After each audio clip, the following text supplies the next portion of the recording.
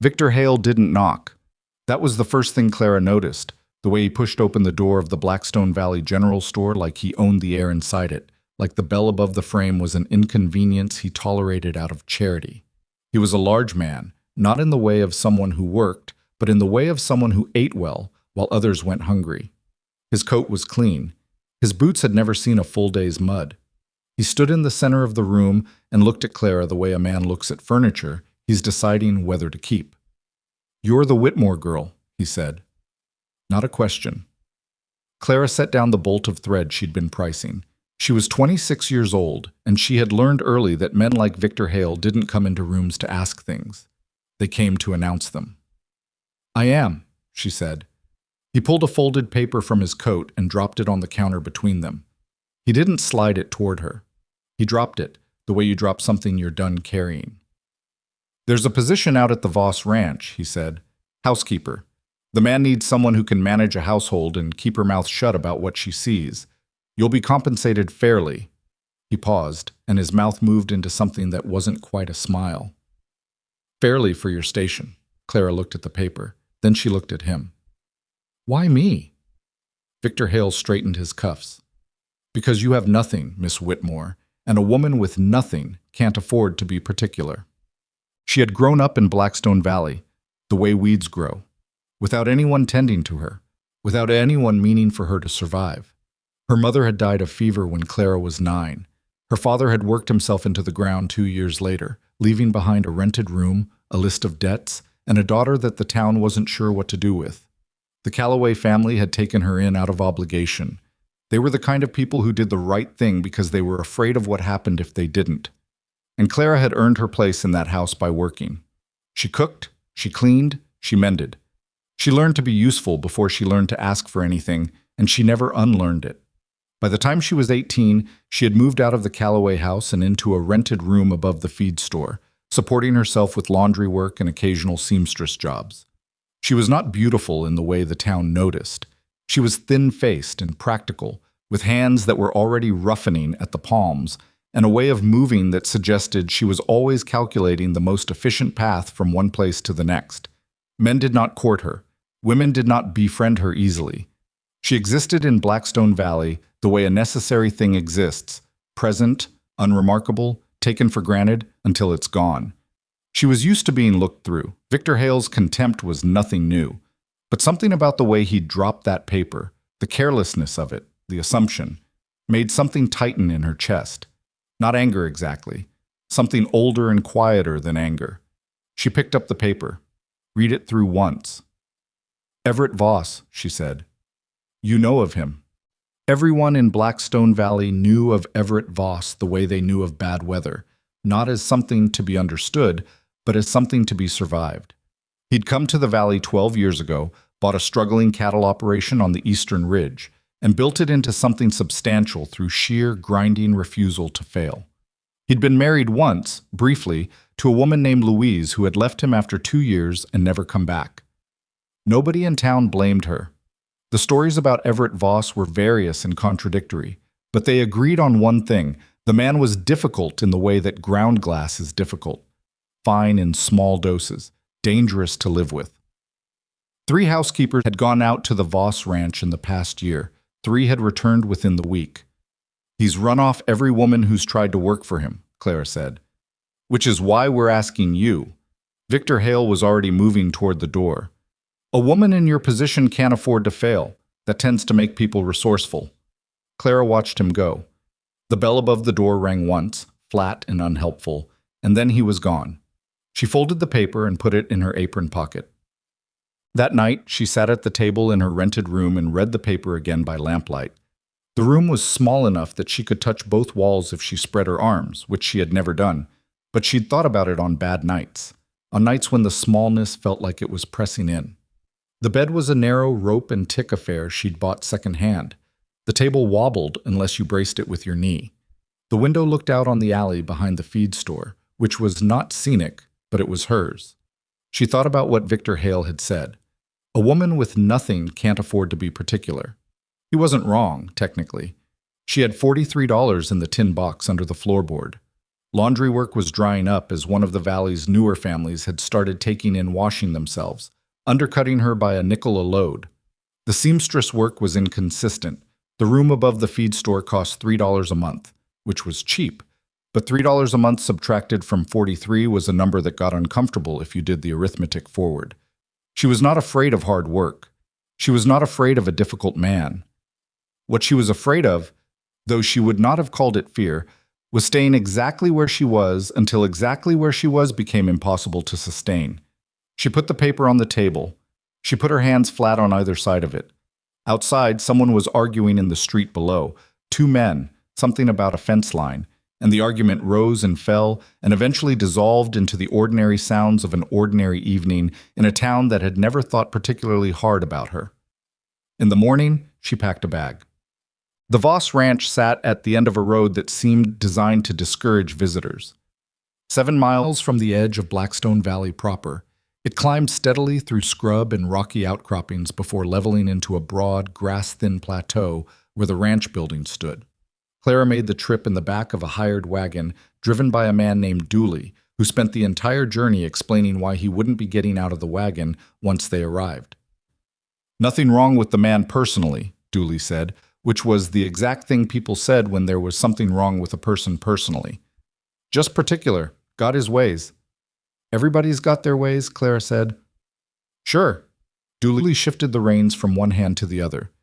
His ways involved throwing a pot at the last woman who came to help. Cast iron. Could have taken her head off.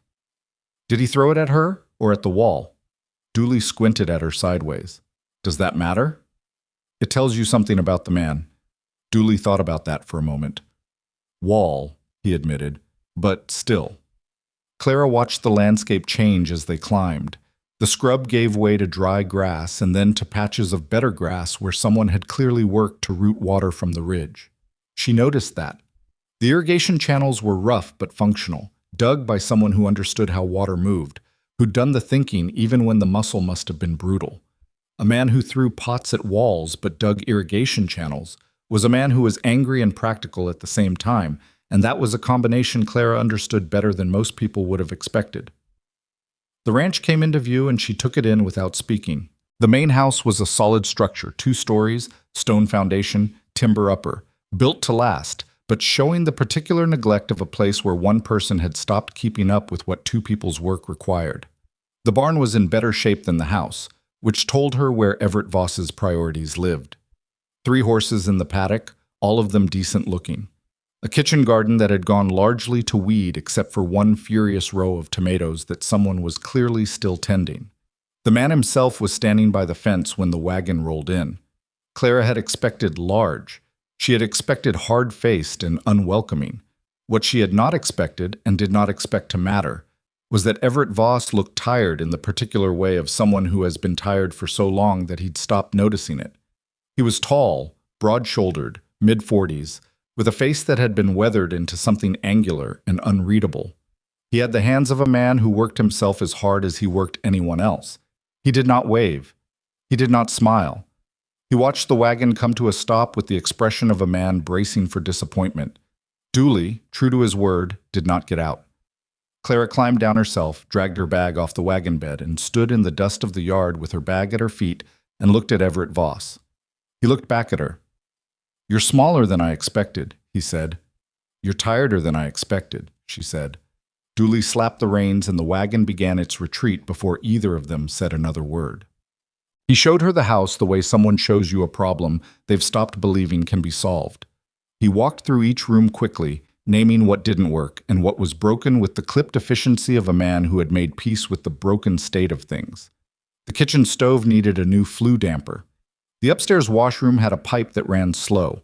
The root cellar door had warped and needed to be lifted at an angle to shut properly. The pantry shelves were in reasonable shape, but the mouse problem had gotten ahead of him. "I keep the barn in order," he said. "I don't have time for the house." "That's why I'm here," Clara said. The last woman lasted 4 days. "What happened?" He stopped in the doorway of the main sitting room. For a moment he didn't answer, and she thought he might not. Then, "I told her the ironing wasn't right, and she cried for 2 hours. Clara looked at him. "Did you tell her how you wanted it done?" "I told her it wasn't right." That's not the same thing. He looked at her like she'd said something in a language he didn't quite speak. Not offended, more like he was running the words through a second time to check for errors. No, he said after a moment. I suppose it isn't. He showed her the small room off the kitchen that would be hers. It was plain. A narrow bed, a chest of drawers, a hook on the wall, but it had a window that faced east and got the morning light, and it was clean, or had been recently cleaned in the absent, dutiful way of a man who knew he should but wasn't sure why. She set her bag on the bed and looked around the room and felt the $43 in the tin box under the floor of her rented room in Blackstone Valley, and did not feel rich, but felt something. Your terms, she said, turning around. He was still in the doorway. Same as I told Hale. $8 a month, room and board. You'll cook, manage the house, help with the garden. Livestock is my business. You don't need to touch the animals unless I ask. I know how to handle horses. He raised an eyebrow. I'm not fragile, Clara said, and I'm not looking to be managed. You tell me what's needed, I'll do it. You tell me I've done something wrong, you tell me how you wanted it instead. I won't cry. She paused. What I won't do is disappear when it gets hard. Everett Voss studied her for a moment. His expression had not changed exactly, but something behind it had shifted. You eat supper at 7, he said. I'm up at 4:30. I'll have coffee on by 4:15, Clara said. He left the doorway without another word, and Clara turned back to the room, and she could hear him going down the hall with the heavy, even tread of a man who had learned not to expect good things, but hadn't yet stopped putting one foot in front of the other.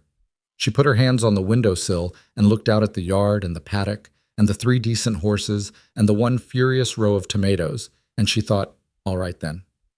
The first week was an education in the particular ways that a household can be neglected without being destroyed.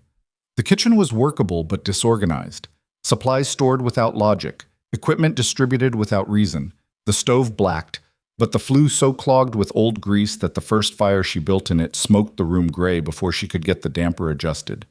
She spent that morning with her head half inside the stovepipe, with a brush she'd found in the cellar, cleaning the flue section by section, and she came out of it with her face dark with soot and her eyes watering, and when she turned around, Everett Voss was standing at the kitchen door watching her. I would have gotten to that, he said. When? He didn't answer, which was its own kind of answer. She cleaned it, reorganized the pantry, dealt with the mouse problem using a combination of steel traps and sealed containers, and fixed the root cellar door herself with a plane she found in the barn after asking permission to use it. She did not ask for help with these things. She did not complain about them. She did not announce when she had finished them. But she noticed that he noticed. He was a man who paid attention in the way of someone who has been burned by inattention. He noticed when the flue damper no longer smoked. He noticed when the pantry was reorganized. He noticed when supper was ready at 7 and not at 7:15, and he noticed when the biscuits were done correctly, which was a specific standard he had not articulated, and she had had to figure out by watching the way he ate the first batch compared to the second. He did not say thank you, not at first, but he said, on the 4th morning, the coffee's better than I've been making it, which from Everett Voss was a sentence with a lot of weight behind it.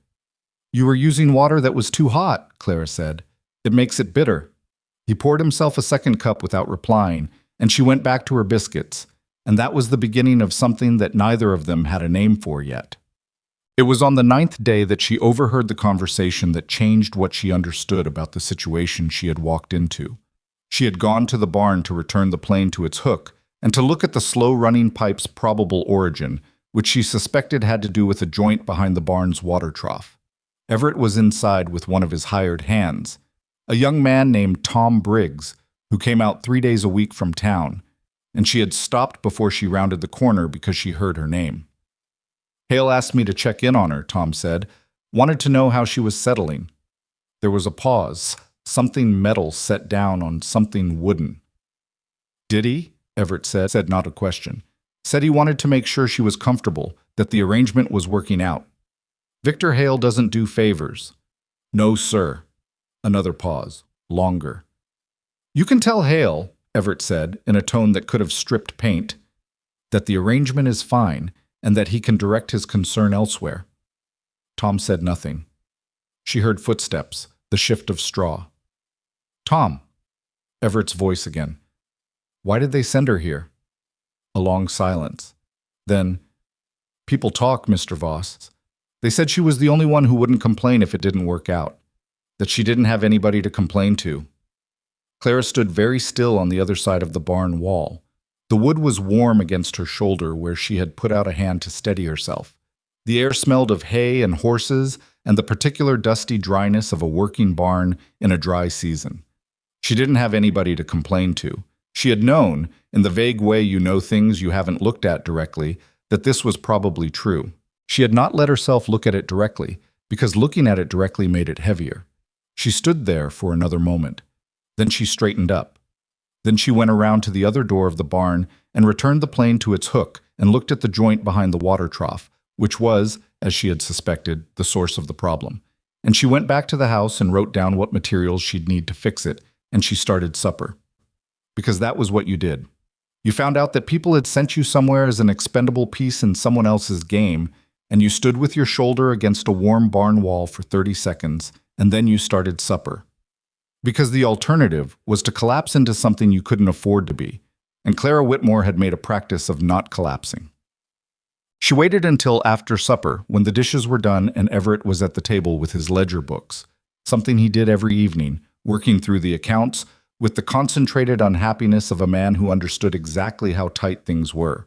And she poured herself a cup of coffee and sat down across from him. He looked up. This was not a thing she had done before. "You know why they sent me here," she said. He set down his pen. He did not pretend to misunderstand her. "I heard some of what people say," he said. "Victor Hale wanted someone out here who wouldn't cause trouble if she failed and walked away, or if you sent her away." Everett looked at her steadily. He had the particular stillness of a man who has learned that reacting quickly usually made things worse. "That would be consistent with how Victor Hale operates," he said. "He's interested in your land." "He's been interested in my land for years." Clara wrapped both hands around her cup. "I'm not going to walk away," she said. "I want you to know that's not about Victor Hale or whatever he thought he was setting up. It's because I came here to do a job, and I'm doing it, and this house and this ranch are worth doing properly." She paused. "But I think you should know what I know." Everett Voss was quiet for a long moment. The lamp on the table made shadows of his face that weren't unkind, just worn. He looked like a man who had been surprised by something, and who was deciding whether to be angry about it or not, and who had arrived at neither anger nor its absence, but at something more complicated and less comfortable. "I've known Victor Hale was maneuvering for years," he said. "I didn't think he'd use—" He stopped. "Someone expendable," Clara said. "I was going to say someone who deserved better." Clara looked at him. He was looking at his ledger book, not at her, and his jaw was set in the particular way of a man who has said something more honest than he intended to and is now determining whether to take it back. He did not take it back. Clara drank her coffee. The lamp flickered once in a draft from somewhere in the old walls and steadied. "The joint behind the water trough," she said finally. "I can fix it if you get me the fitting. 3/4 inch, copper or brass." He looked up at her. Something had shifted in his expression. Not softened exactly, but reorganized into something less defended. "I'll get it next time I'm in town," he said. "Good." She stood up, took her cup to the wash basin. "The accounts," she said, not turning around. "Are they as bad as they look from the outside, or worse?" A pause. "Worse," he said. "Then we have a lot of work to do," she said, and went to her room, and she lay on the narrow bed and looked at the dark ceiling and felt, for the first time in a long time, like she was somewhere that mattered. Outside, the wind moved across the plateau, and the horses shifted in the paddock, and the lamp in the kitchen went dark, and the Voss Ranch sat on its ridge above Blackstone Valley, battered and complicated and still standing, the way things stand when someone decides they're worth fighting for.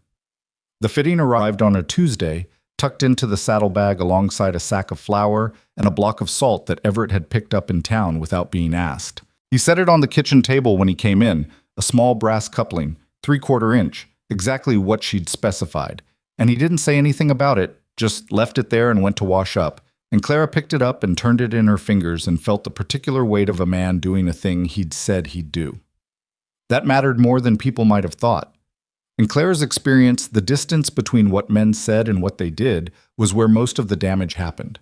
Everett Voss was not an easy man, and she was not yet foolish enough to think she understood him, but he had said he would get the fitting, and he had gotten the fitting, and that was a data point she filed away carefully.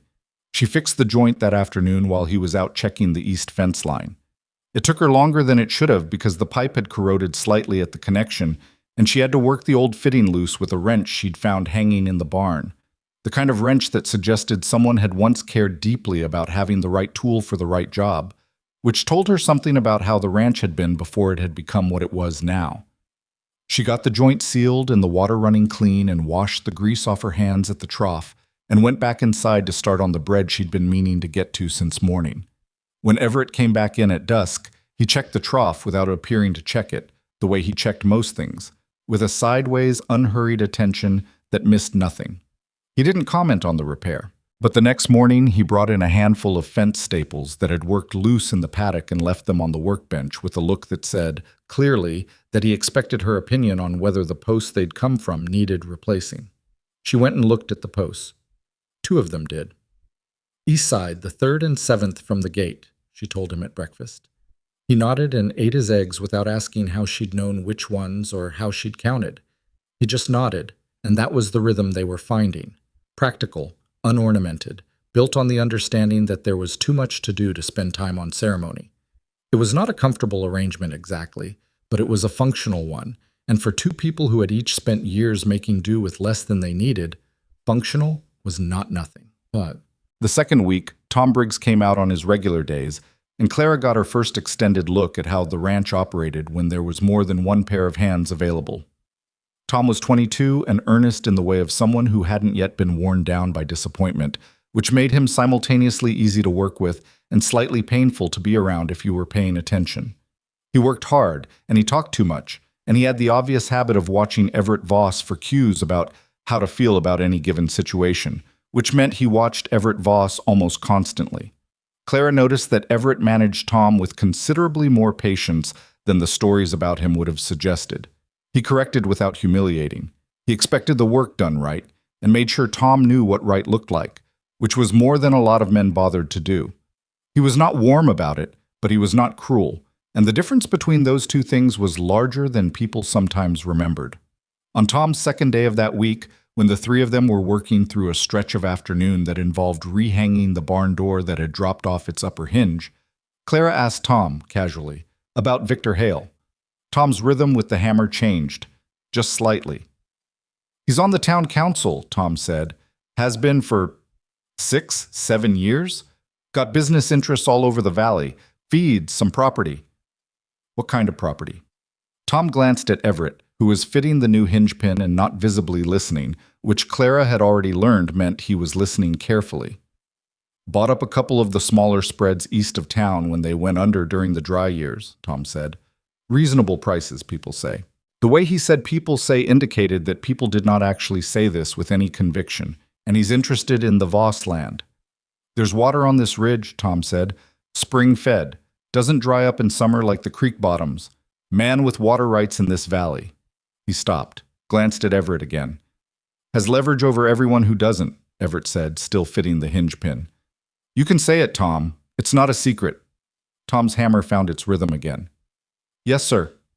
Clara went back to holding the door level, which was her job in this operation, and she thought about water rights and spring-fed ridges and a man in a clean coat who dropped papers on counters without sliding them. Well, the 3rd week brought the first serious argument.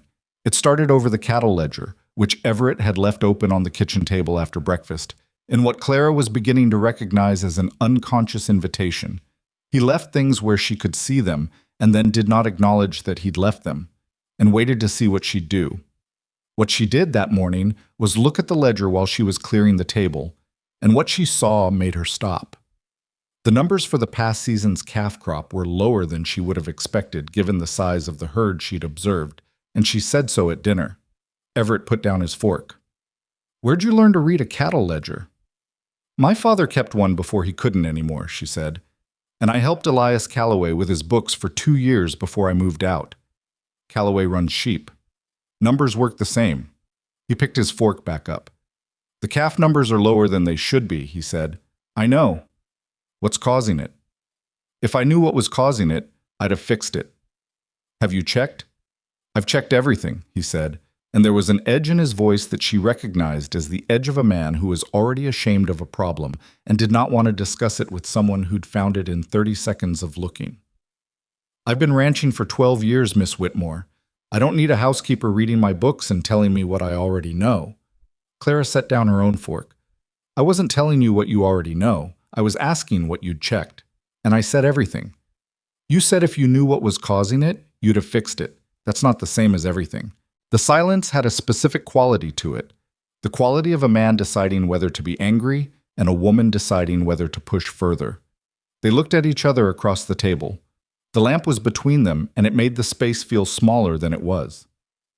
The water situation on the south pasture, Clara said, more quietly. I looked at the irrigation channels last week when I was out past the garden. 3 of them are partially blocked. The cattle on the south side might be getting less water than they need in the late summer months, which affects the cow's condition during gestation, Everett said. Yes. Another silence. Different this time. I dug those channels in 20, he said. They've been working fine. Fine until they weren't, Clara said. Silt builds up. It takes years sometimes. He was quiet for a long moment. His jaw did the thing it did when he was processing something he didn't want to be true but couldn't find grounds to reject. I'll look at them tomorrow, he said. I can show you which ones. He picked up his fork again. Fine. It was not a gracious response, but it was a response, and the next morning he was at the kitchen door at 5:15 with his coat on and a look on his face that said he'd been thinking about irrigation channels since before he'd gotten up, and that was enough. She showed him the blockages. He cleared them without comment. When he came back in for the midday meal, he sat down and said, without preamble, You were right about the silt. All 3 of them. I know, she said. He looked at her.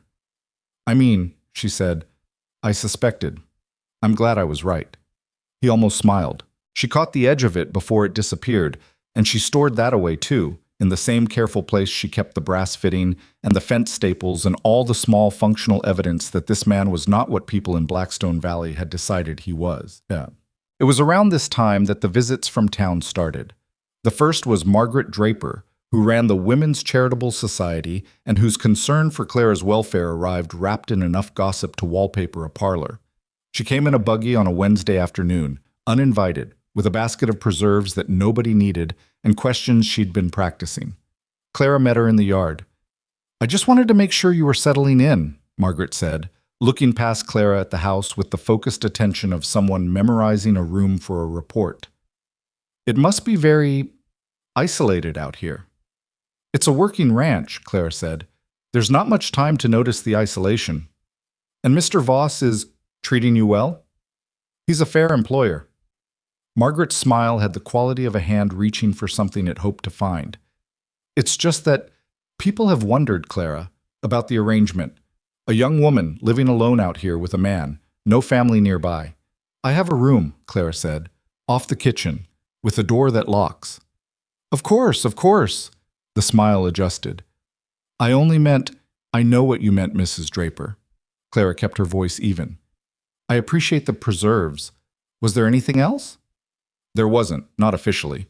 But Margaret Draper left with enough material to make 3 conversations at the general store, and Clara stood in the yard and watched the buggy go and felt the familiar sensation of being looked at without being seen, of being present in someone else's story as a problem to be solved rather than a person to be known. She went back inside and started on supper and did not mention the visit to Everett. He found out anyway, because Everett Voss found out most things that happened on or near his property, and he mentioned it that evening with the careful neutrality of a man who was angry on someone else's behalf and wasn't sure he had the right to be. Margaret Draper came out here. Yes. What did she want? Clara turned from the stove. To see if I was all right. And? And to see the inside of your house, probably, and to have something to say about it in town. She turned back to the stove. I didn't let her in. A pause. You didn't have to do that. She didn't need to be in here, and she wasn't going to find what she was looking for anyway. Another pause, longer. What was she looking for? Clara considered this. Evidence, she said, that the story she's already decided is true. The sound of him settling into his chair at the table, the familiar creak of it. What story is that? That I'm either a fool or something worse, she said. That this arrangement is inappropriate. That I've gotten myself into a situation I don't understand and someone needs to rescue me from. She ladled broth into the pot. People like Margaret Draper are most comfortable when the people they've decided are helpless. Stay helpless. It confirms something for them. Everett was quiet for a moment. When he spoke, his voice was level but had something underneath it that wasn't quite anger and wasn't quite sadness. They did the same thing with Louise, he said. Different version of it. She was too good for me, in their telling. I was the problem she needed rescuing from. Clara didn't turn around. She let him have the space of saying it without an audience for it. Was she? Clara asked. Too good for you. A long silence. We were wrong for each other, he said finally. That's different from one person being the problem. But people prefer a simple story. They do, Clara agreed. The stove crackled. The broth began to move.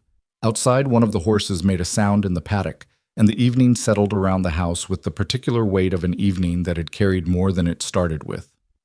October came and the days shortened and the work changed its shape. The cattle needed to be moved to the lower pasture for winter. The root cellar needed to be fully stocked. The house needed weatherproofing, gaps caulked, windows reseated. The upstairs flue cleaned out before the cold made it necessary. Clara threw herself into all of it with the focused energy of someone who had found, for the first time in a long while, that what she was doing had a point beyond just getting through. Tom Briggs noticed. He said so one afternoon when Everett was in town and it was just the two of them mending a section of fence near the garden. You're different from the others, Tom said. He was not trying to start something. He was just a 22-year-old who said what he observed, without enough experience to know that wasn't always safe. How many others have there been? Clara asked. In the past couple years? 4, I think. Before you. One lasted 3 weeks, and she was the longest. He worked the wire through the post staple. They all said he was too hard to work for, too particular, didn't appreciate nothing. He appreciates things, Clara said. He just doesn't perform appreciation. Tom thought about that. I guess that's right. He told my father once, my father used to work for him before his back went, that I was the best fence mender he'd had in 5 years. Didn't tell me until I'd been working here a year, and even then it was just, He made a gesture with the fence pliers that conveyed side comment, mentioned in passing. Like it was nothing. It wasn't nothing, Clara said. No, Tom agreed. It wasn't. She pulled the wire taut, and he fastened it, and they moved to the next post. And the sun was doing what November sun does in that country, getting low and golden and honest in a way that summer sun never bothered with. And Clara thought about what it meant to appreciate a thing without saying so, and whether that was a failing or just another language that some people spoke and others never learned to hear. The night the situation clarified itself. The night things stopped being one thing and started being another, though she couldn't have named what exactly, was a Thursday in late October when the temperature dropped 20 degrees in 4 hours, and the wind came off the ridge like it had a personal grievance. Everett had been out since mid-afternoon checking on the cattle in the lower pasture. He'd said he'd be back by supper. Supper came and went. Clara kept it warm. 8 o'clock came. 8:30. The wind was doing things to the house that old houses do in high wind. The particular conversation of boards and joints, the small complaints of a structure that has survived many winters and is not alarmed, merely articulate about the experience. At 9 o'clock, she put on her coat and went out to the barn. She didn't do it because she was worried, or she told herself she didn't. She did it because the temperature had dropped past what horses could be easy in without checking, and she had a practical responsibility to the animals, and that was a sufficient reason. She told herself this firmly, and it was mostly true. The horses were fine. She checked their blankets, refilled the water, stood in the warm dark of the barn, smelling hay and leather, and the comfortable animal smell of horses at rest. And she was just turning to go back to the house when she heard hoofbeats outside, uneven, faster than they should be in this dark and this wind. She went to the barn door. Everett came in on the gray gelding, and the gelding was blowing hard and moving wrong, favoring the right front. She could see it even in the low light from the barn lantern. And Everett himself had the look of a man who had spent 3 hours in falling temperatures making a decision about whether to push the horse or walk him home, and had made the right call too late. He stepped in a hole, Everett said, sliding down. His voice was controlled but thin at the edges. East Quarter, before the slope. I walked him the last 2 miles. Clara was already at the gelding's head, running her hand down the right foreleg, while the horse stood still with the stoic misery of an animal that hurts, and knows that hurting is what's happening now. The leg was not hot in the way of a break. Soft tissue, she thought, maybe a sprain, maybe something worse in the tendon, but not a break. Hold the lantern closer, she said. Everett took the lantern from its hook without asking how she knew what she was looking for and held it where she needed it, and she worked her way down the leg carefully, feeling for heat and swelling and the specific tension that meant one thing versus another. It's not broken, she said, but he needs to stay off it. Cold compress tonight, then I want to look at it again in the morning. She stood up. Do you have liniment? Tack room, left side, bottom shelf. She found it. They worked together without speaking much, the kind of working together that happens when two practical people are focused on the same problem and have figured out, without discussing it, that they don't obstruct each other. She applied the cold compress. He bedded the horse down in the closest stall with extra straw. She got the liniment ready for after the compress. He checked the other horses automatically by habit, and she noted that about him, the way he checked things, even when he was cold and tired and had had a bad night, the way the responsibility to the animals overrode everything else. When it was done, they walked back to the house together. The wind had dropped slightly, or maybe it just felt that way after the barn. The kitchen was warm and the food she'd kept back was still reasonable, and he sat down at the table and she put a plate in front of him and sat down across from him with a cup of coffee. She didn't need but wanted, and they ate and drank in the silence that was no longer the silence of two people who didn't know each other. Thank you, he said. Not for anything specific, or for everything specific. He'll be all right, Clara said. Give him a week. I know. He ate. I meant for checking on them, in weather like this. It's my job. He looked at her across the table. The lamp between them again, the same as it always was. You go past your job, he said. Regularly. So do you, she said. He looked down at his plate. I drove everyone else away, but, he said. I know I did. I'm not an easy man. No, Clara agreed, but easy isn't the same as good. He was quiet for a moment. When he looked up, something in his face was different. Not softer exactly, but more present, like he'd stopped holding something at a distance and let it come closer, just slightly. Why did you stay? He asked. After you found out what Hale was doing, why didn't you go back? Clara wrapped both hands around her cup. She thought about the $43 and the rented room and the small wobbling table and the alley view and the feeling of the walls pressing in on bad nights. And she thought about the furious row of tomatoes and the spring-fed ridge and the brass fitting and the way this house had looked when she'd first arrived, battered and neglected and still fundamentally solid. Because this place is worth something, she said, and so are you. Even when you throw pots at walls. He blinked. Tom told you about that. Tom tells me a lot of things. I'll talk to Tom. Don't, Clara said. He told me because he wanted me to know you weren't as bad as people said. He's protective of you in his way. Everett Voss looked at her for a long moment. The wind moved around the house, and the horses were settled in the barn, and the lamp made its small, steady light between them. It was aimed at the wall, he said finally. The pot. I know, Clara said. That's why I stayed.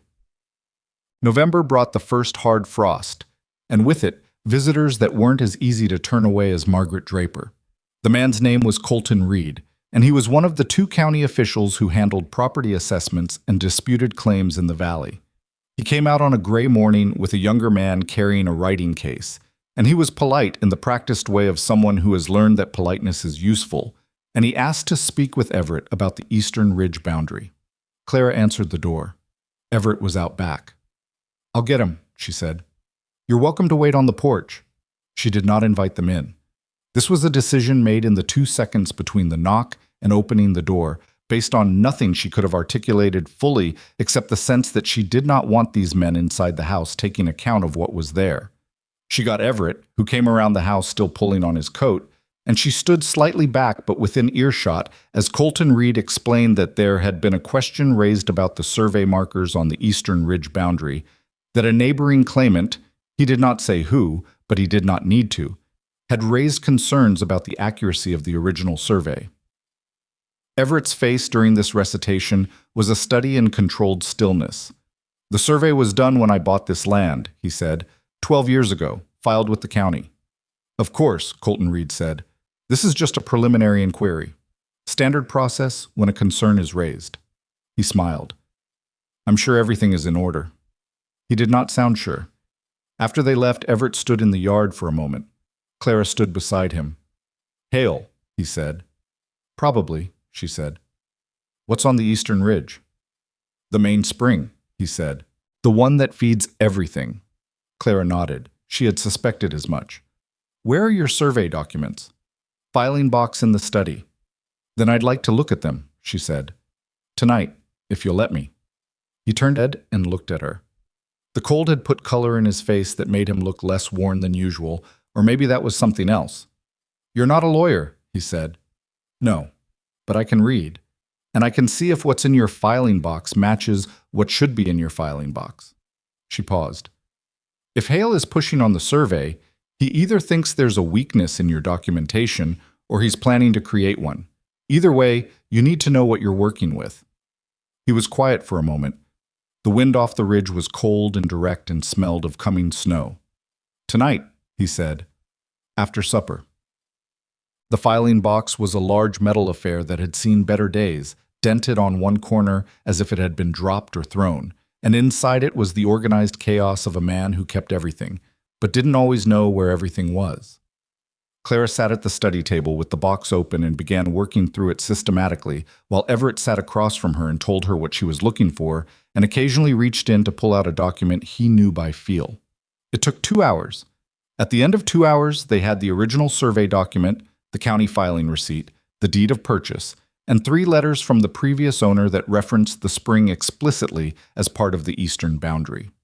"This is solid," Clara said. "Then why is Hale pushing?" "Because solid and defended are different things. He might be banking on you not knowing exactly what you have, or not being organized enough to produce it quickly."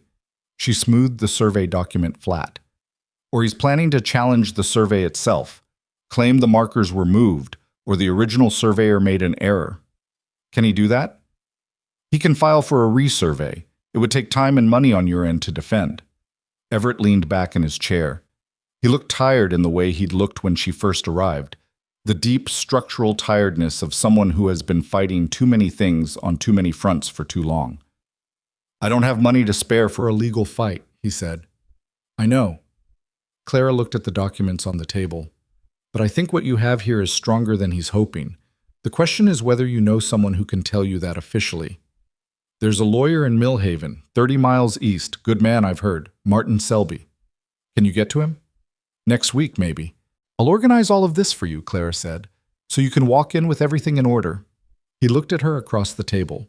The lamp was behind her, and she was aware that she had been leaning forward for the past 2 hours, and her back was sore and she had ink on 2 fingers from handling the old documents, and she probably looked like neither a housekeeper nor a legal advisor, but some compound of the two that didn't have a name. "Why are you doing this?" he asked. It was a real question, not a challenge. He genuinely wanted to know. Clara thought about it honestly. "Because this ranch deserves to survive," she said. "And because Victor Hale dropped that paper on the counter like I was a piece he was moving on a board, and I find I have a strong objection to being moved without consent." Everett Voss looked at her for a long moment. Something in his expression moved through several things: recognition, gratitude, something that wasn't either of those but lived next to them. "I should have said this earlier," he said, "and I'm not good at saying things, but I want you to know that I'm aware of what you've done here, what you've contributed. It's not—" He stopped, started again. "It's not nothing, any of it." Clara looked at him steadily. "I know," she said. "I can tell." Outside, the first snow of winter had begun to fall, quiet and indifferent to everything below it. And inside the study of the Voss Ranch, 2 people who had each learned to expect very little sat, with a table full of documents between them, and something that felt, cautiously and without ceremony, like the beginning of something that mattered. She gathered the documents and began to order them, and he got up and added coal to the stove without being asked, and neither of them mentioned what had just been said. Because some things are more durable when they're allowed to settle without being handled, and they had both learned enough about durable things to know the difference.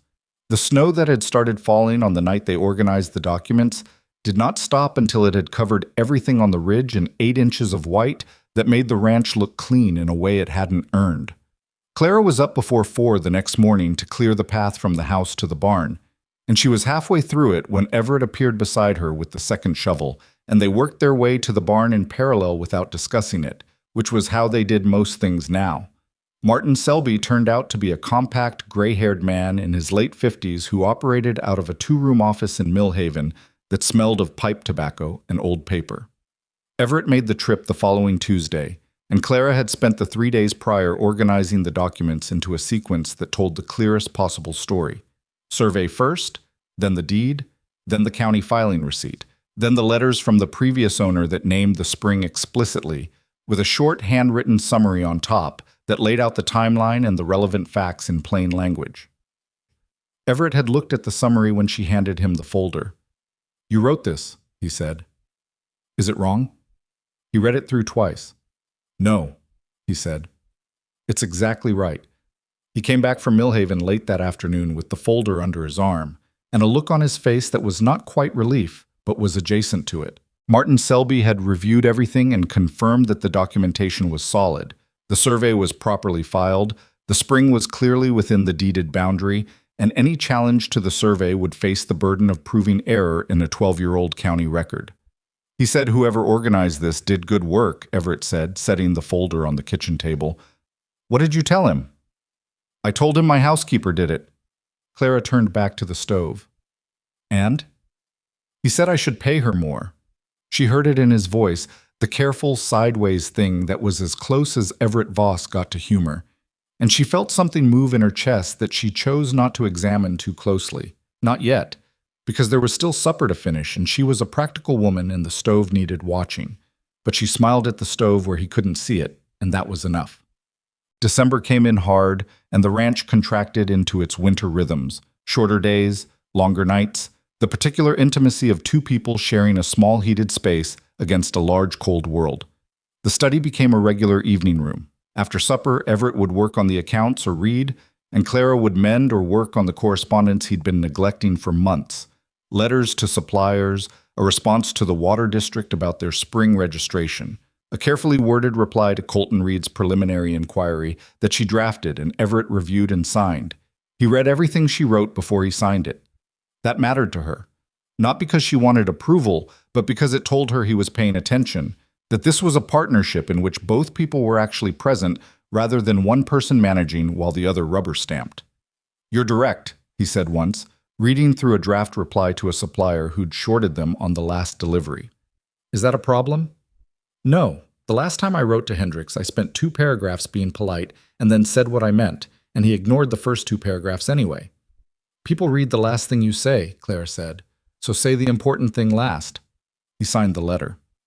What was building between them was not the thing that novels described, not the sudden overwhelming recognition of one soul by another. It was quieter and less comfortable than that, and more durable. It was the accumulation of mornings and evenings and problems solved and arguments had, and opinions held and information shared, and the slow, cellular-level understanding that another person's presence in your world had become something you had stopped imagining away. They did not discuss it. Neither of them was built for that kind of discussion, and they both seemed to understand, without saying so, that naming a thing too early could kill it.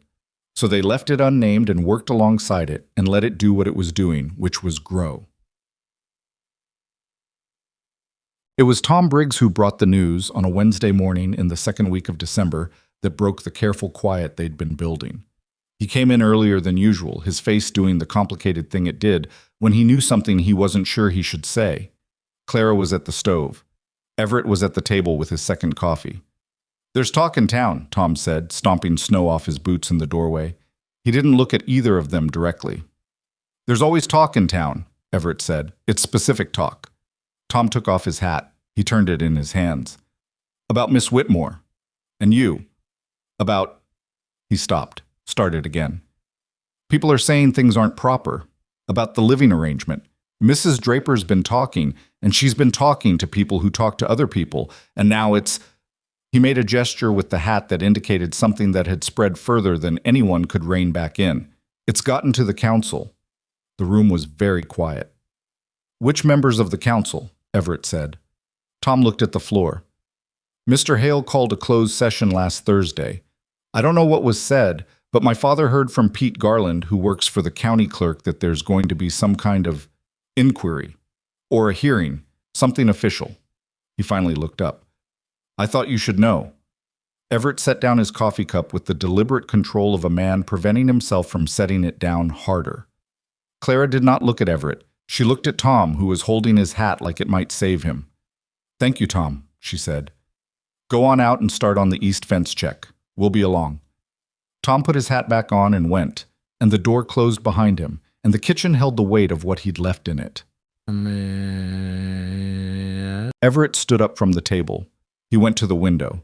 He stood with his back to her, and she could see the particular set of his shoulders that she had learned by now to read. The tension in them that was not anger at her, but was anger that had nowhere useful to go, looking for a wall to be aimed at. I should have expected this, he said.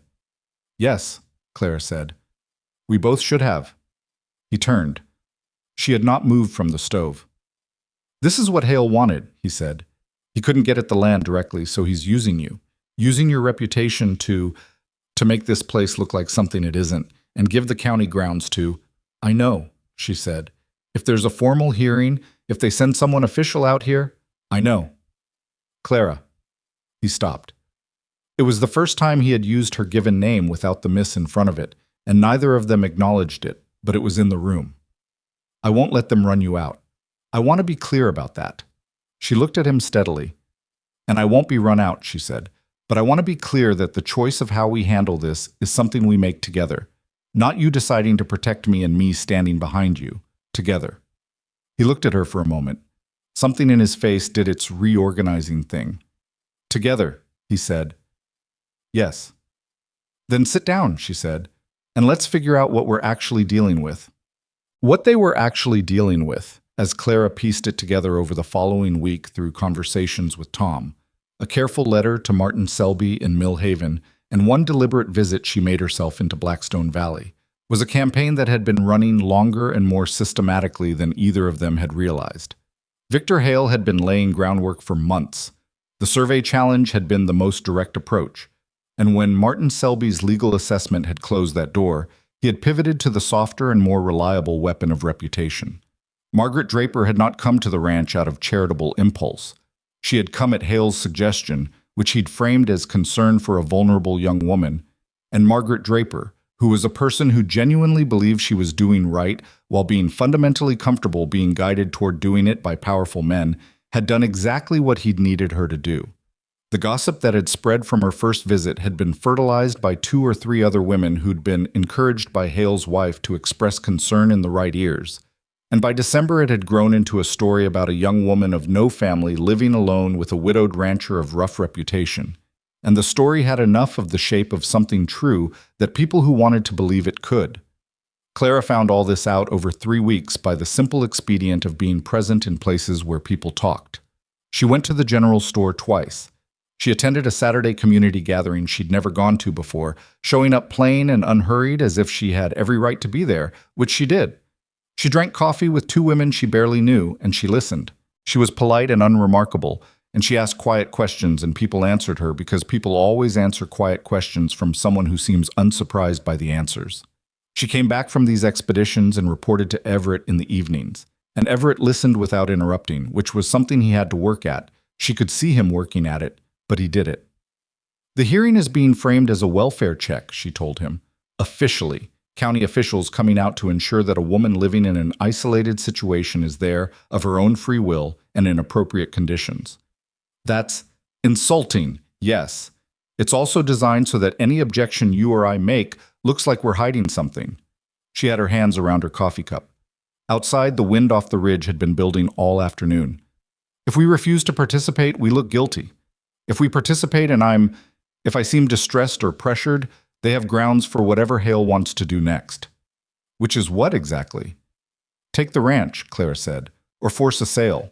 He doesn't need to win the hearing outright.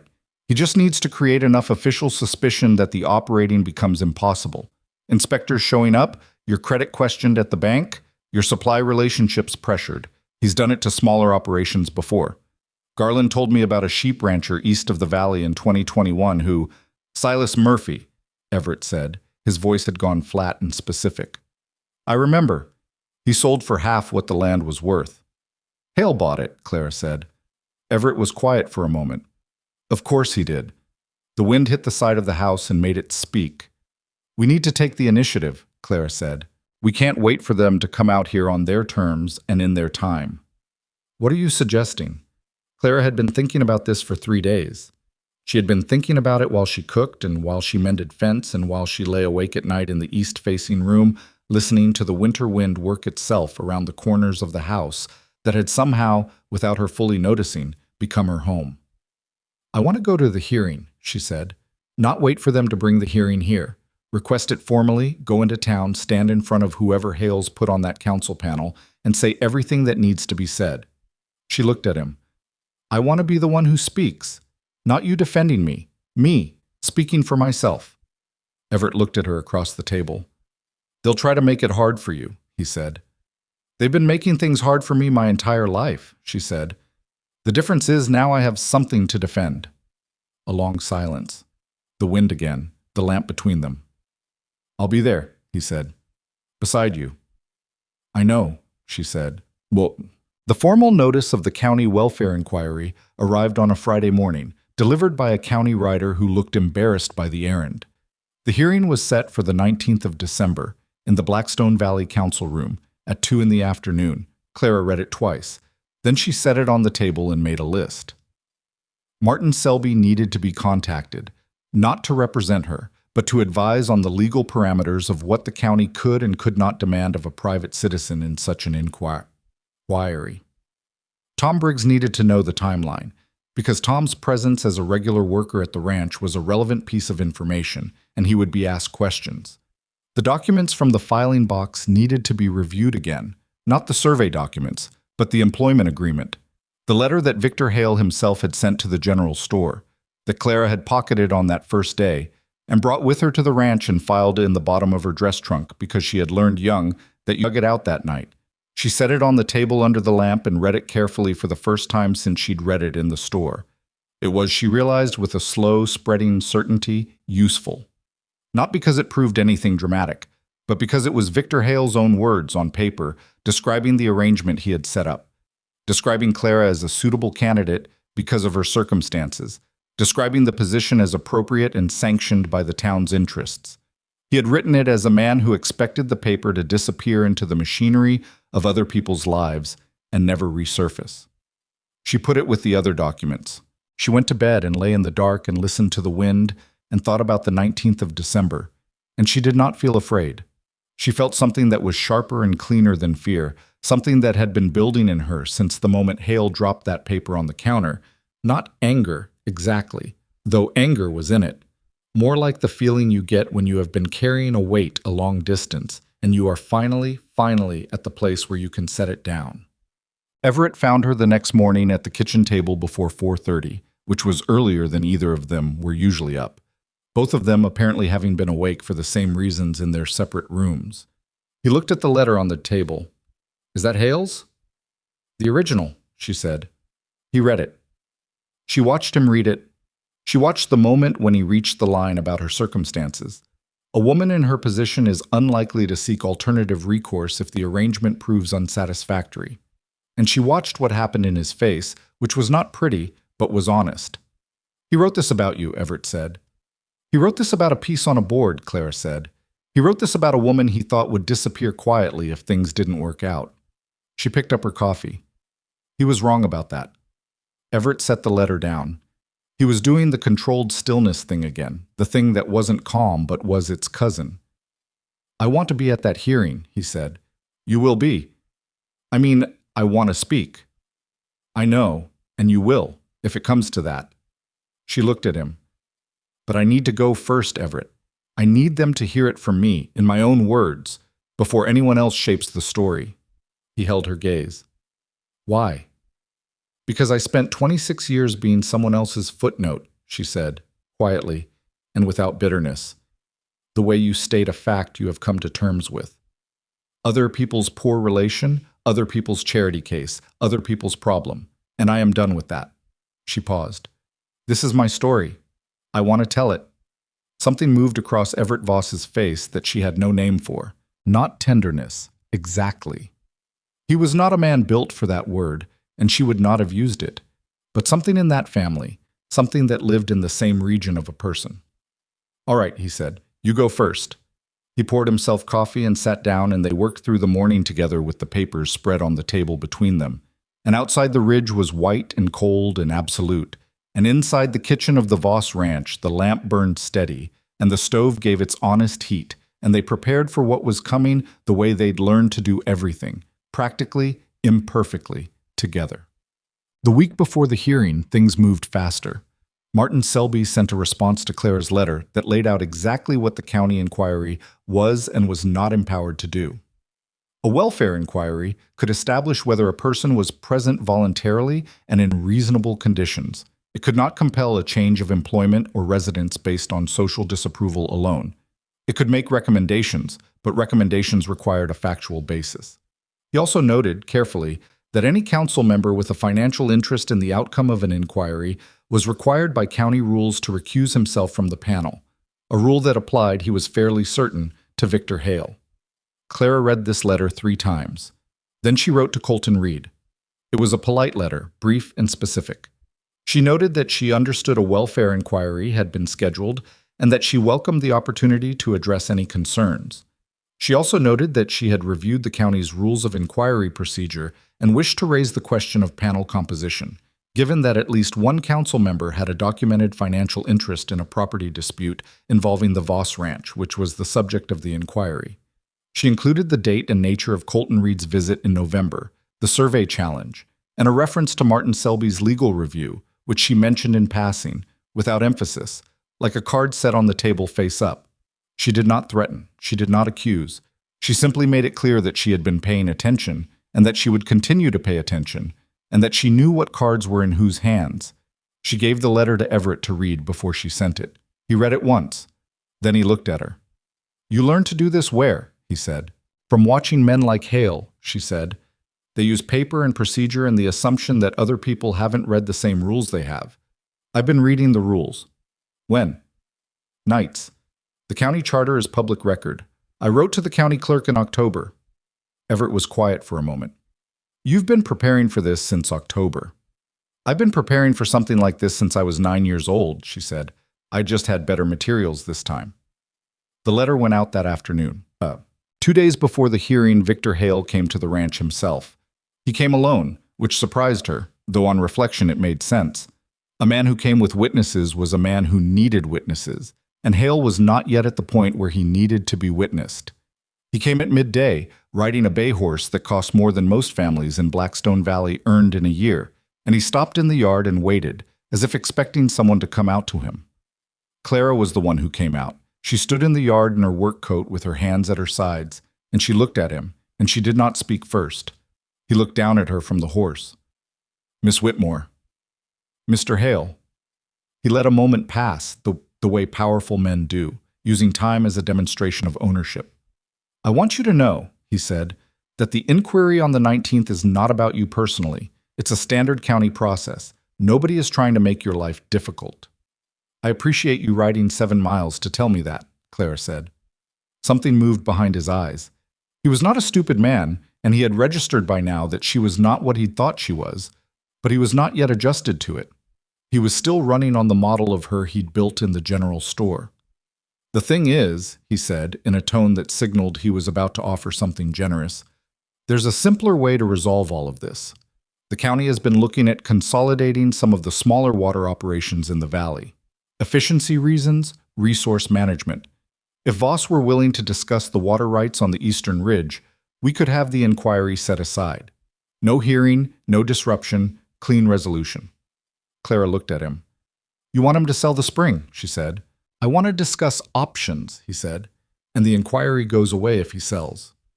I'm suggesting a resolution that benefits everyone. Does it benefit everyone, Clara said, or does it benefit you? The bay horse shifted, and Hale steadied it with a practiced hand. His expression had done something that wasn't quite a smile. "I see Voss has found himself quite an advocate." "He has," Clara said.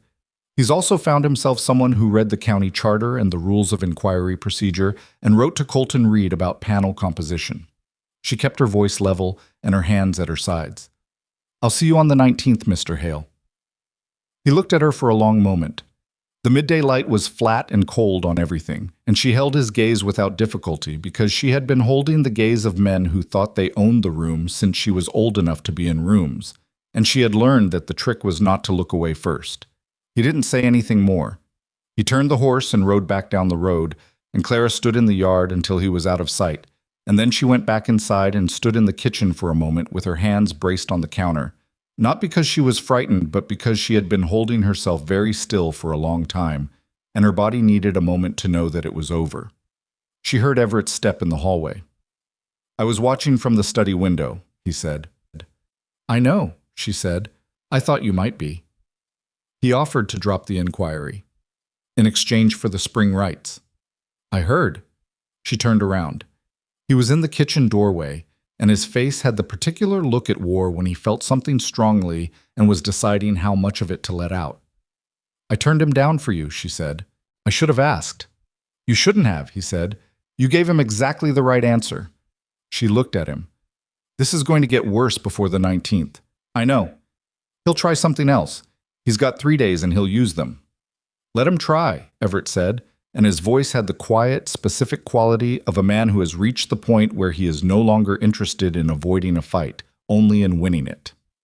I was right that Hale would try something else, and the something else arrived the next afternoon in the form of 3 women from the charitable society who appeared at the ranch door with another basket and without an invitation, led by Margaret Draper, who had the look of someone who genuinely believed in the errand while also clearly having been given her lines. Clara let them in this time. She made tea.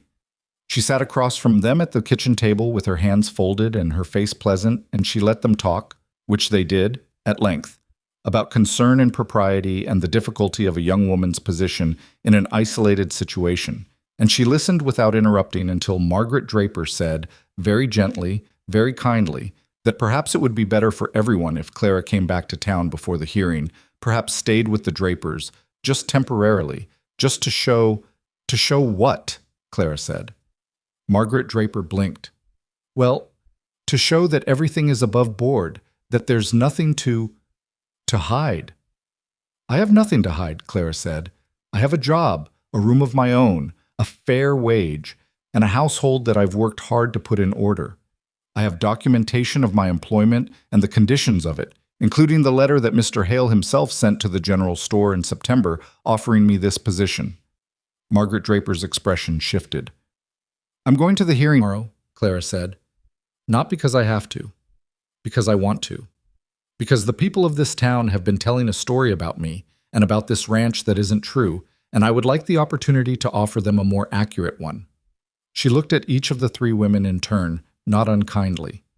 "I appreciate that some of you are genuinely concerned, but being concerned for someone and making decisions for them are different things. I make my own decisions. I made the decision to come here, and I'll make the decision to stay." She stood up. The 3 women looked at her and then at each other, and the room had shifted under them without warning, and none of them quite knew how to get their footing. "Thank you for the basket," Clara said. "I'll see you all tomorrow." That night was the quietest night the ranch had produced since Clara arrived. Everett had nothing left to say about strategy or preparation, and neither did she, and so they said nothing about it. She cooked. He ate. She did the dishes and he dried them, which he had started doing sometime in November without either of them remarking on it. She banked the stove. He checked the barn. When he came back inside, he stopped in the kitchen doorway, and she was at the table with a cup of tea and the lamp, and the house was still around them. "Clara," he said. She looked up. "Whatever happens tomorrow," he said, and then he stopped, and she could see him working with the thing he was trying to say, working it the way you work a stiff joint, carefully, because forcing it would break it. "I know," she said. He looked at her. "I know," she said again gently. "I know." He stood in the doorway for another moment. Then he nodded, once, and went to his room, and Clara sat at the table with her tea and the lamp in the steady, reliable dark of a winter night, on a ridge above a valley that had made its decision about her a long time ago and was about to be asked to revisit it, and she felt, bone deep and without theater, entirely ready. The morning of the 19th arrived the way difficult mornings do, not with fanfare, but with the ordinary demands of a day that needed to be gotten through. Clara was up at 4, same as always. She made the coffee, same as always. She stood at the kitchen window in the dark and watched nothing, because there was nothing to see yet, just her own reflection in the glass and the faint outline of the barn beyond it. Everett was at the table by 4:15. Neither of them spoke about what the day was. They had done their speaking. They drank their coffee and ate the breakfast she made, eggs and bread, nothing elaborate, and Everett went out to the barn and she went to her room and changed into the dress she'd laid out the night before. It was her best dress, dark blue wool, bought second-hand 3 years ago and kept for occasions. She had pressed it carefully yesterday evening. She put her hair up, not elaborately, but properly, and looked at herself in the small mirror on the chest of drawers. And the woman looking back at her was tired around the eyes and composed in the jaw, and looked, she thought, like someone who was going somewhere on purpose. She put Hale's original letter, the employment documents, and Martin Selby's written assessment into a leather satchel that had been Everett's and that he'd handed to her the previous week without a word, and she went back to the kitchen. Everett was already in his good coat. He had shaved. He looked, she thought, like a man who was holding himself at a very specific tension. Not tight, not loose, but ready, the way a rope looks when it's bearing weight. "Ready," she said. "Yes," he said. They hitched the wagon together and drove the 7 miles into Blackstone Valley in the cold, thin light of a December morning, and the road was frozen solid, and the horse's breath made clouds in the air, and Clara sat with the satchel on her lap and watched the valley come up to meet them, and felt, underneath the readiness, the particular loneliness of being about to walk into a room full of people who had already decided about you, Sab. The Blackstone Valley Council Room was on the second floor of the county building, a space that had been designed to feel official without spending the money to feel impressive. There were rows of straight-back chairs facing a long table at the front, and the long table had 3 chairs behind it, and by the time Clara and Everett arrived at 10 minutes before 2, most of the seats in the room were already occupied. She hadn't expected that. She hadn't expected the room to be full. She stood in the doorway for a moment and took it in. Margaret Draper was there, in the 3rd row, with 2 of the women from yesterday's visit. Tom Briggs was there, near the back, looking painfully upright. Pete Garland was there, the general store owner, the woman who ran the boarding house, the minister.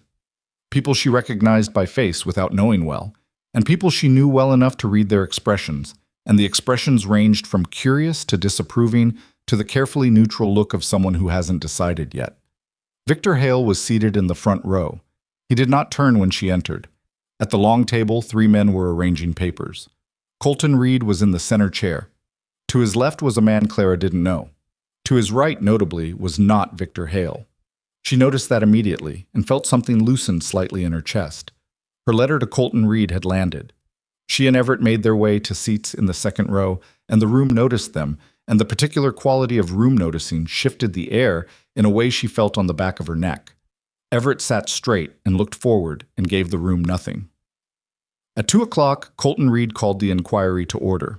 I was formal about it, more formal than she'd expected, reading from a prepared statement about the nature and purpose of a county welfare inquiry, its scope, its limitations, its non-punitive character.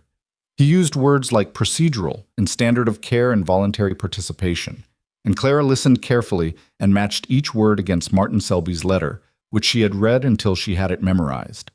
The 3rd man at the table, Colton Reed explained, was a county welfare officer named Harold Birch, brought in from the county seat specifically to ensure that the inquiry was conducted without local bias. This was standard procedure, Reed said, when a council member with a potential conflict of interest had been identified. Victor Hale, in the front row, did not react. But Clara saw his neck stiffen, and she thought, there it is? Harold Birch was a thin man in his mid-40s, with the precise, unhurried manner of someone who had conducted many inquiries and been surprised by very few of them. He began by explaining the process. Miss Whitmore would be asked a series of questions. Mr. Voss would have the opportunity to speak. Any other parties with relevant information could address the panel at the appropriate time. The inquiry was not a trial. Nobody was being accused of anything. "We're here," Birch said, "to determine whether Miss Whitmore is present at the Voss Ranch of her own free will, under appropriate conditions of employment, and without coercion or improper circumstance." Clara raised her hand. Birch looked at her. "Miss Whitmore." "I'd like to address the panel," she said. "Before questions, if that's permitted under county procedure."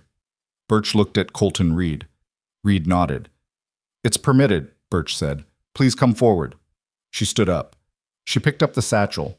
She walked to the front of the room and turned to face both the panel and the audience, because what she had to say was for both, and she had known since she planned this that she would not speak only to the three men at the table.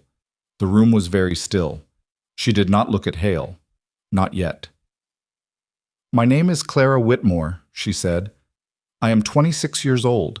I have lived in Blackstone Valley my whole life. I grew up here, I worked here, I lost both my parents here, and I built what I have here. And I want to start by saying that I understand why some people in this room are concerned." She paused. "I also want to say that concern and truth are not the same thing, and before we spend the afternoon on the concern, I'd like to put the truth in front of you." She opened the satchel. "In September of this year," she said, "I received a written offer of employment at the Voss Ranch, arranged by Victor Hale, then acting in his capacity as a town council member with an expressed interest in the welfare of local residents without family resources." She took out Hale's letter and held it up. "This is the letter. It describes the position, the terms of employment, and the reasoning for my selection." She set it on the table in front of Harold Birch. "I want to note that in this letter, Mr. Hale describes me as a suitable candidate specifically because, and I'm reading his words now, I am unlikely to seek alternative recourse if the arrangement proves unsatisfactory." The room made a sound, not a loud sound, a collective intake, a shift. She did not look at Hale. "I went to the Voss Ranch in September because I needed work, and I was offered work," she said. "I stayed because the work needed doing, and I was capable of doing it, and because the ranch was worth more than people in this valley were giving it credit for." She set the employment terms document on the table beside the first letter. "My wage, my room, my responsibilities, all documented and agreed to. I want those to be part of the county record." Birch was writing. She waited for him to finish. "I have been at the Voss Ranch for 3 months," she continued. "In that time I have reorganized the household, repaired 3 infrastructure problems that were affecting the livestock operation, assisted in the management of accounts and correspondence, and helped prepare documentation in response to a county survey inquiry that was initiated." She paused, measured. "Shortly after Mr. Hale's direct approach to purchase the spring rights on the eastern ridge was declined by Mr. Voss." The room had gone very still. She looked at Victor Hale now. He was looking at her with an expression she hadn't seen on his face before. Not anger, not contempt, but something closer to the face of a man recalculating. "I am here of my own will," she said, to the panel and the room. "I am not a victim. I am not confused. I am not a woman who was taken advantage of by a difficult man." She let that land. "I am a woman who took a job, did it well, and is now standing in a county inquiry that was initiated not out of concern for my welfare, but because the man who arranged my employment in the first place wanted leverage over the property where I work. And when the legal approaches didn't provide it, he reached for the social ones." She reached into the satchel one more time and put Martin Selby's written assessment on the table. "This is a legal assessment of the Voss Ranch's survey and property documentation, prepared by Martin Selby of Mill Haven at my request. The ranch's eastern boundary, including the spring, is legally unambiguous. I'm submitting it as context for the panel's understanding of the circumstances surrounding this inquiry." She picked up the now empty satchel. "I welcome any questions," she said. "Awesome." The silence lasted long enough to be uncomfortable, and then Harold Birch said, in his precise, unhurried way, "Thank you, Miss Whitmore. That was thorough." He looked at his papers. "I do have some questions." The questions were the ones she'd expected. How long had she been employed? What were the living conditions? Did she feel safe? Had anyone attempted to prevent her from leaving if she chose to? She answered each one directly and completely, without elaboration, without performance. Yes. Adequate and improving. Yes. No. She watched Birch write after each answer, and she watched the third man at the table, whose name she still didn't know, watching her with the look of a man who had expected to spend this afternoon on something simpler. When Birch paused between questions, a woman's voice came from the audience. "Can I say something?" It was Margaret Draper. She was on her feet, which surprised Clara, because Margaret Draper had not struck her as a woman who stood up unexpectedly. Colton Reed said, "Mrs. Draper, we'll take audience remarks at the—" "I want to say something now," Margaret said. She had the look of a person in the act of surprising herself. "I went to the Voss Ranch. In November. I went because I was asked to by Mr. Hale's wife, who said it was out of concern." She stopped. "And that's true, partly. I was concerned. I did want to make sure Clara was all right." She looked at Clara. "But I was also— I repeated things. In town. About the arrangement, about the propriety of it. And I don't know that I was as careful as I should have been about why I was repeating them." The room was very quiet. "I've known Clara Whitmore since she was a girl," Margaret continued. "Her mother came to our society meetings before she passed. Clara used to wait outside because there wasn't anywhere to put her while the meeting was on." She said this like she was remembering it for the first time as something that should have bothered her. "She was never any trouble. She was never any trouble at all. She just waited." Margaret sat down. Her face was unhappy and honest, and Clara looked at her and felt something complicated. Not forgiveness exactly, not yet, but the beginning of understanding how ordinary people get steered into doing damage without intending it, which is its own kind of sad. Everett spoke next, when Reed opened the floor to him. He stood up and turned slightly so he was addressing both the panel and the room, which was not a natural thing for him to do. She could see him adjusting to it, placing himself. And he spoke without notes, in the flat, precise voice he used when he was saying things he'd thought about carefully. "I'm not an easy person to work for," he said. "I know that. I've been told that. And the evidence supports it." A small thing moved through the room. Not quite laughter, but the almost sound of a room that recognized something true. 3 women left this ranch in the past year before Miss Whitmore arrived. None of them were mistreated. They were not suited to the work, and I was not good at communicating what the work required. That's on both sides. He paused. Miss Whitmore arrived and did not leave. She fixed things that needed fixing. She managed the household. She found a problem with the irrigation that I had missed for 2 seasons, and that was affecting the calf numbers.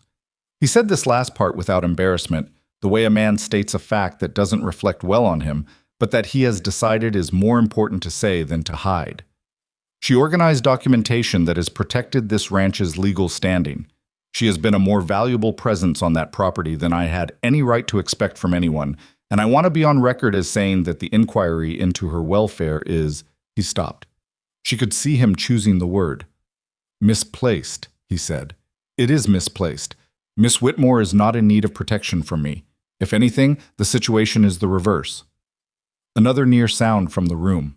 "What I also want to be on record as saying," Everett said, and his voice changed slightly, lowered to the register he used when something mattered, "is that Victor Hale sent this woman to my ranch as an expendable piece in a game he was running against my property. He said so in writing. She just put that letter on the table." He looked at the front row, where Hale sat. "That is not concern for a vulnerable woman. That is using a vulnerable woman, and I think the county should sit with that distinction." He sat down. The room did something that rooms do when something true and heavy has been set into them. It settled, and then it breathed, and then it was not the same room it had been before. Victor Hale asked to address the panel. Reed granted it, and Hale rose from his chair with the smooth confidence of a man who had rehearsed for this, who had prepared for the territory that would be covered and had his responses ready. He was good at it, Clara had to admit. He acknowledged the letter, called it unfortunate in its phrasing.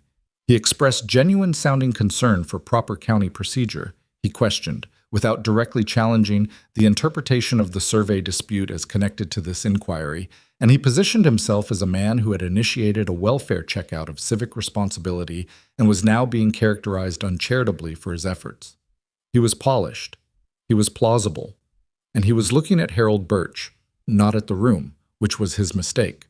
Because Harold Birch had been conducting county inquiries for 16 years, and he looked at Hale with the expression of a man who has heard many polished, plausible people in his career and has learned to measure what they say against what the documents in front of him say.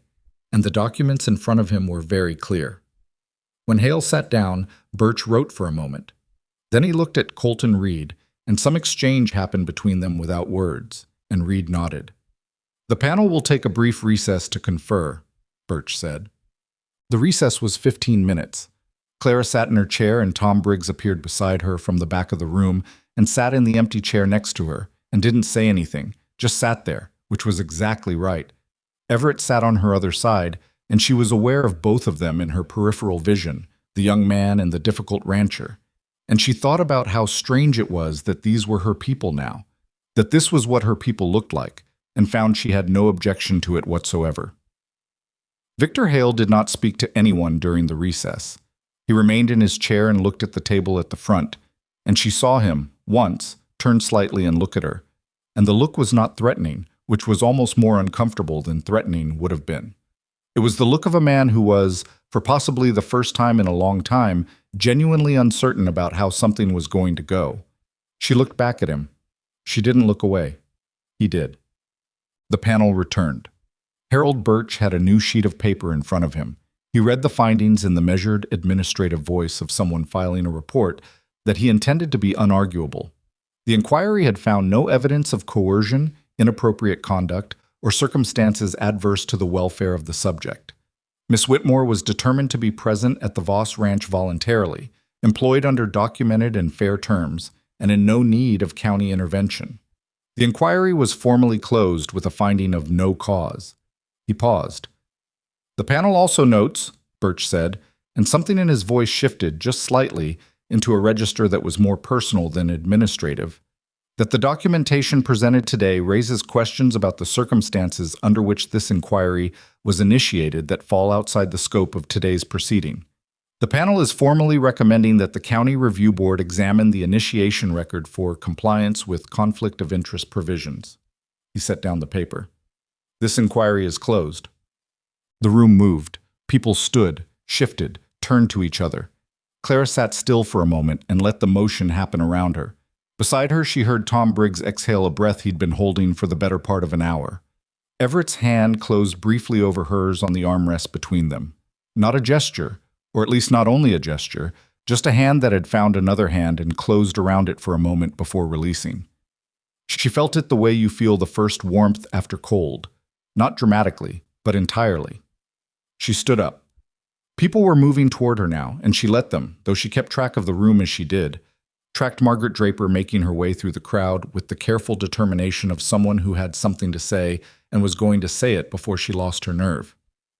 "Clara!" Margaret Draper stopped in front of her. She looked smaller than she did in her own social room. "I'm sorry for the things I repeated. I should have thought more carefully about who I was repeating them for." Clara looked at her. She thought about the 9-year-old girl who had waited outside the meeting room while her mother was inside. She thought about all the ways that ordinary people, without malice, pave the roads that make other people's lives harder. "I know you were concerned," Clara said. "Genuinely. I know it wasn't malicious." "It wasn't," Margaret said, "but that's not the whole of what matters." "No," Clara agreed, "it isn't." It was not a reconciliation, not yet, and both of them knew it. But it was an honest conversation, which was more than Clara had expected from this afternoon, and she accepted it for what it was. Pete Garland appeared at her elbow, then the general store owner, then 2 men she barely knew who offered their hands and said things that were well-meaning if slightly awkward, and she shook the hands and said the appropriate things and stayed present in her own face, which took effort because she was very tired, and the effort of the past 3 months was settling into her bones now that the pressure was off, the way exhaustion does when you finally let it. She looked for Everett and found him at the edge of the room, near the door, deep in a conversation with Colton Reed that looked more serious than the inquiry's close would seem to warrant. Reed had documents in his hand. Everett's face was the controlled neutral, but the kind that meant something was happening underneath it. She made her way to them. "Miss Whitmore," Reed said when she reached them. He looked, she thought, uncomfortable in the specific way of a bureaucrat who has realized, too late, that he has been used as an instrument by someone more powerful than him. "I want you to know that That the survey inquiry in November was procedure, Clara said gently. I know. He looked relieved, which was more than he deserved but less than he was hoping for. Yes, the review board recommendation that Birch made, it will go forward. I want you to know that. Good, Clara said. She meant it. Reed excused himself, and she stood with Everett, and the room was thinning now, people filing out into the cold December afternoon. What did Reed say? She asked. That Hale had put pressure on him to schedule the inquiry before Christmas, before the county board rotation, Everett said. 2 of the 3 board members rotate off in January. Hale's allies. Reed didn't tell me that directly, but he told me enough. He paused. He was scared of Hale. Or he was. Past tense, maybe. Past tense, Clara said. What changes for us practically, with the finding? Nothing immediate, he said. The spring rights stay ours. The survey stands. Hale will go quiet for a while, regroup. He said this without illusion. He was not the kind of man who confused winning one battle with ending a war.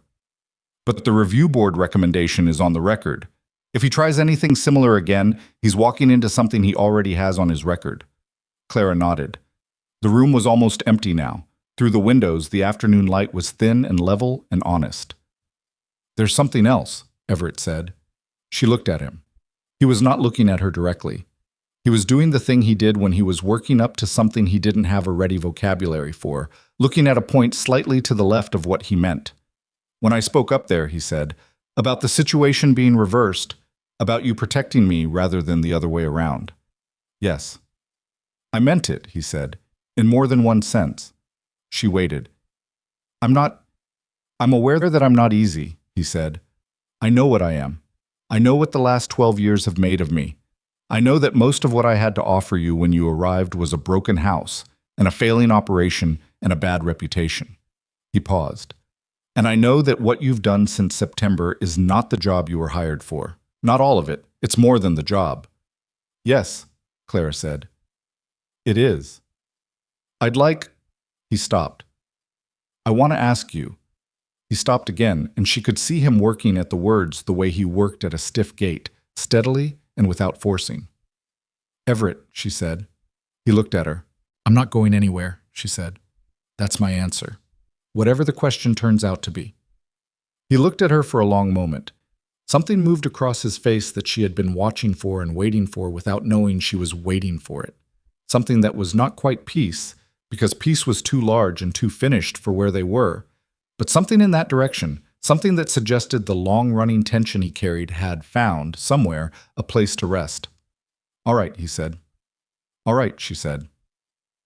They walked out of the council room and down the stairs and into the cold of a December afternoon in Blackstone Valley, and the street had people in it who looked at them, and Clara looked back, not defiantly but directly, because she was done with looking away, and Everett walked beside her with his particular heavy, even tread, and the wagon was where they'd left it, the horses patient in the cold.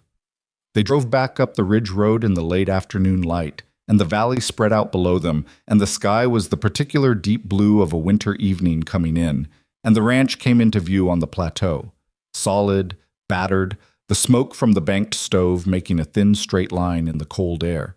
And Clara looked at it the way you look at something you have decided to claim, not because anyone gave it to you, but because you put enough of yourself into it that it became, without you noticing the exact moment, yours.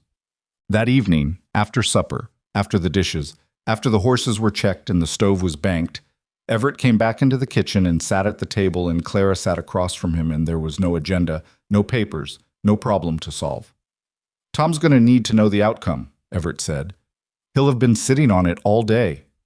I'll write out in the morning and tell him, Clara said. He'll be relieved. He'll make too much of it, Clara said. He'll be very pleased and very loud about being pleased. Yes, Everett said. And there it was again.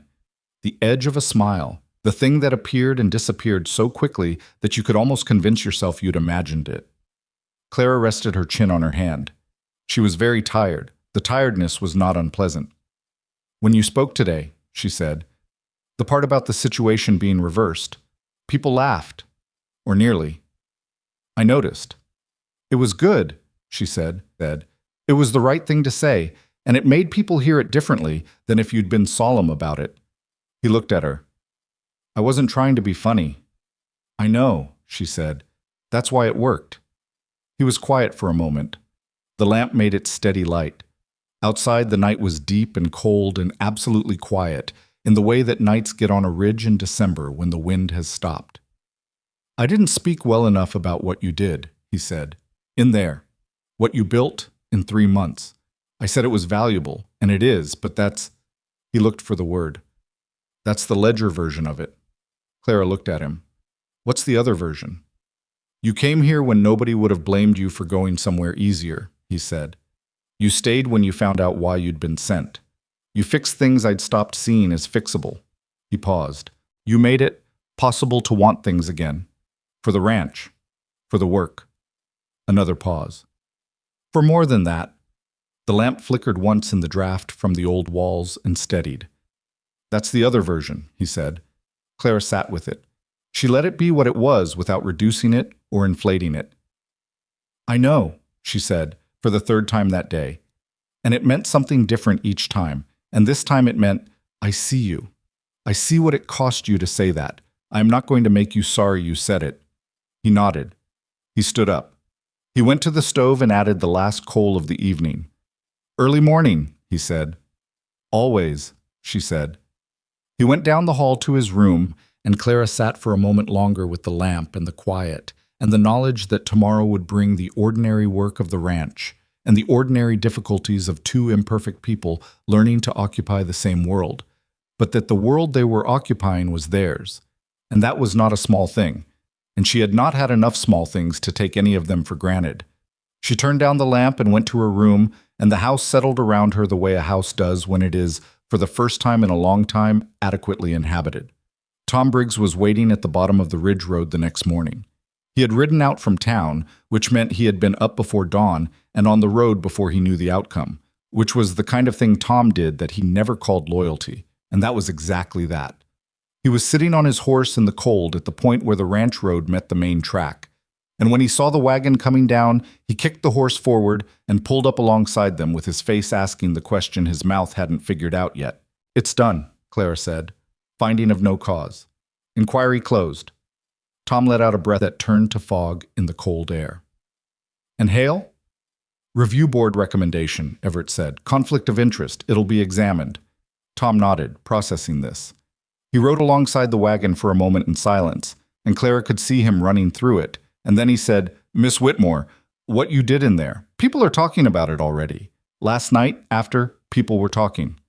What are they saying? Clara asked. That they didn't know, Tom said. A lot of them, about the letter, about why you were sent out here. He paused. Some of them feel bad about it. Some of them should, Everett said. Everett, Clara said, not sharply, but with the tone she used when he was right. But being right wasn't the useful thing right now. He gave her a sideways look that acknowledged this without conceding it, which was as much as she expected. Tom rode with them back up to the ranch, and they put the horses up together.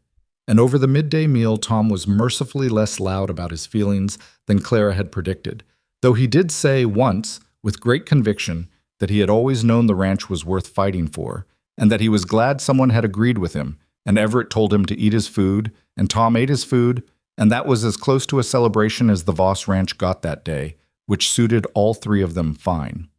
January came, and the County Review Board did what it had been formally recommended to do. There was no drama in it.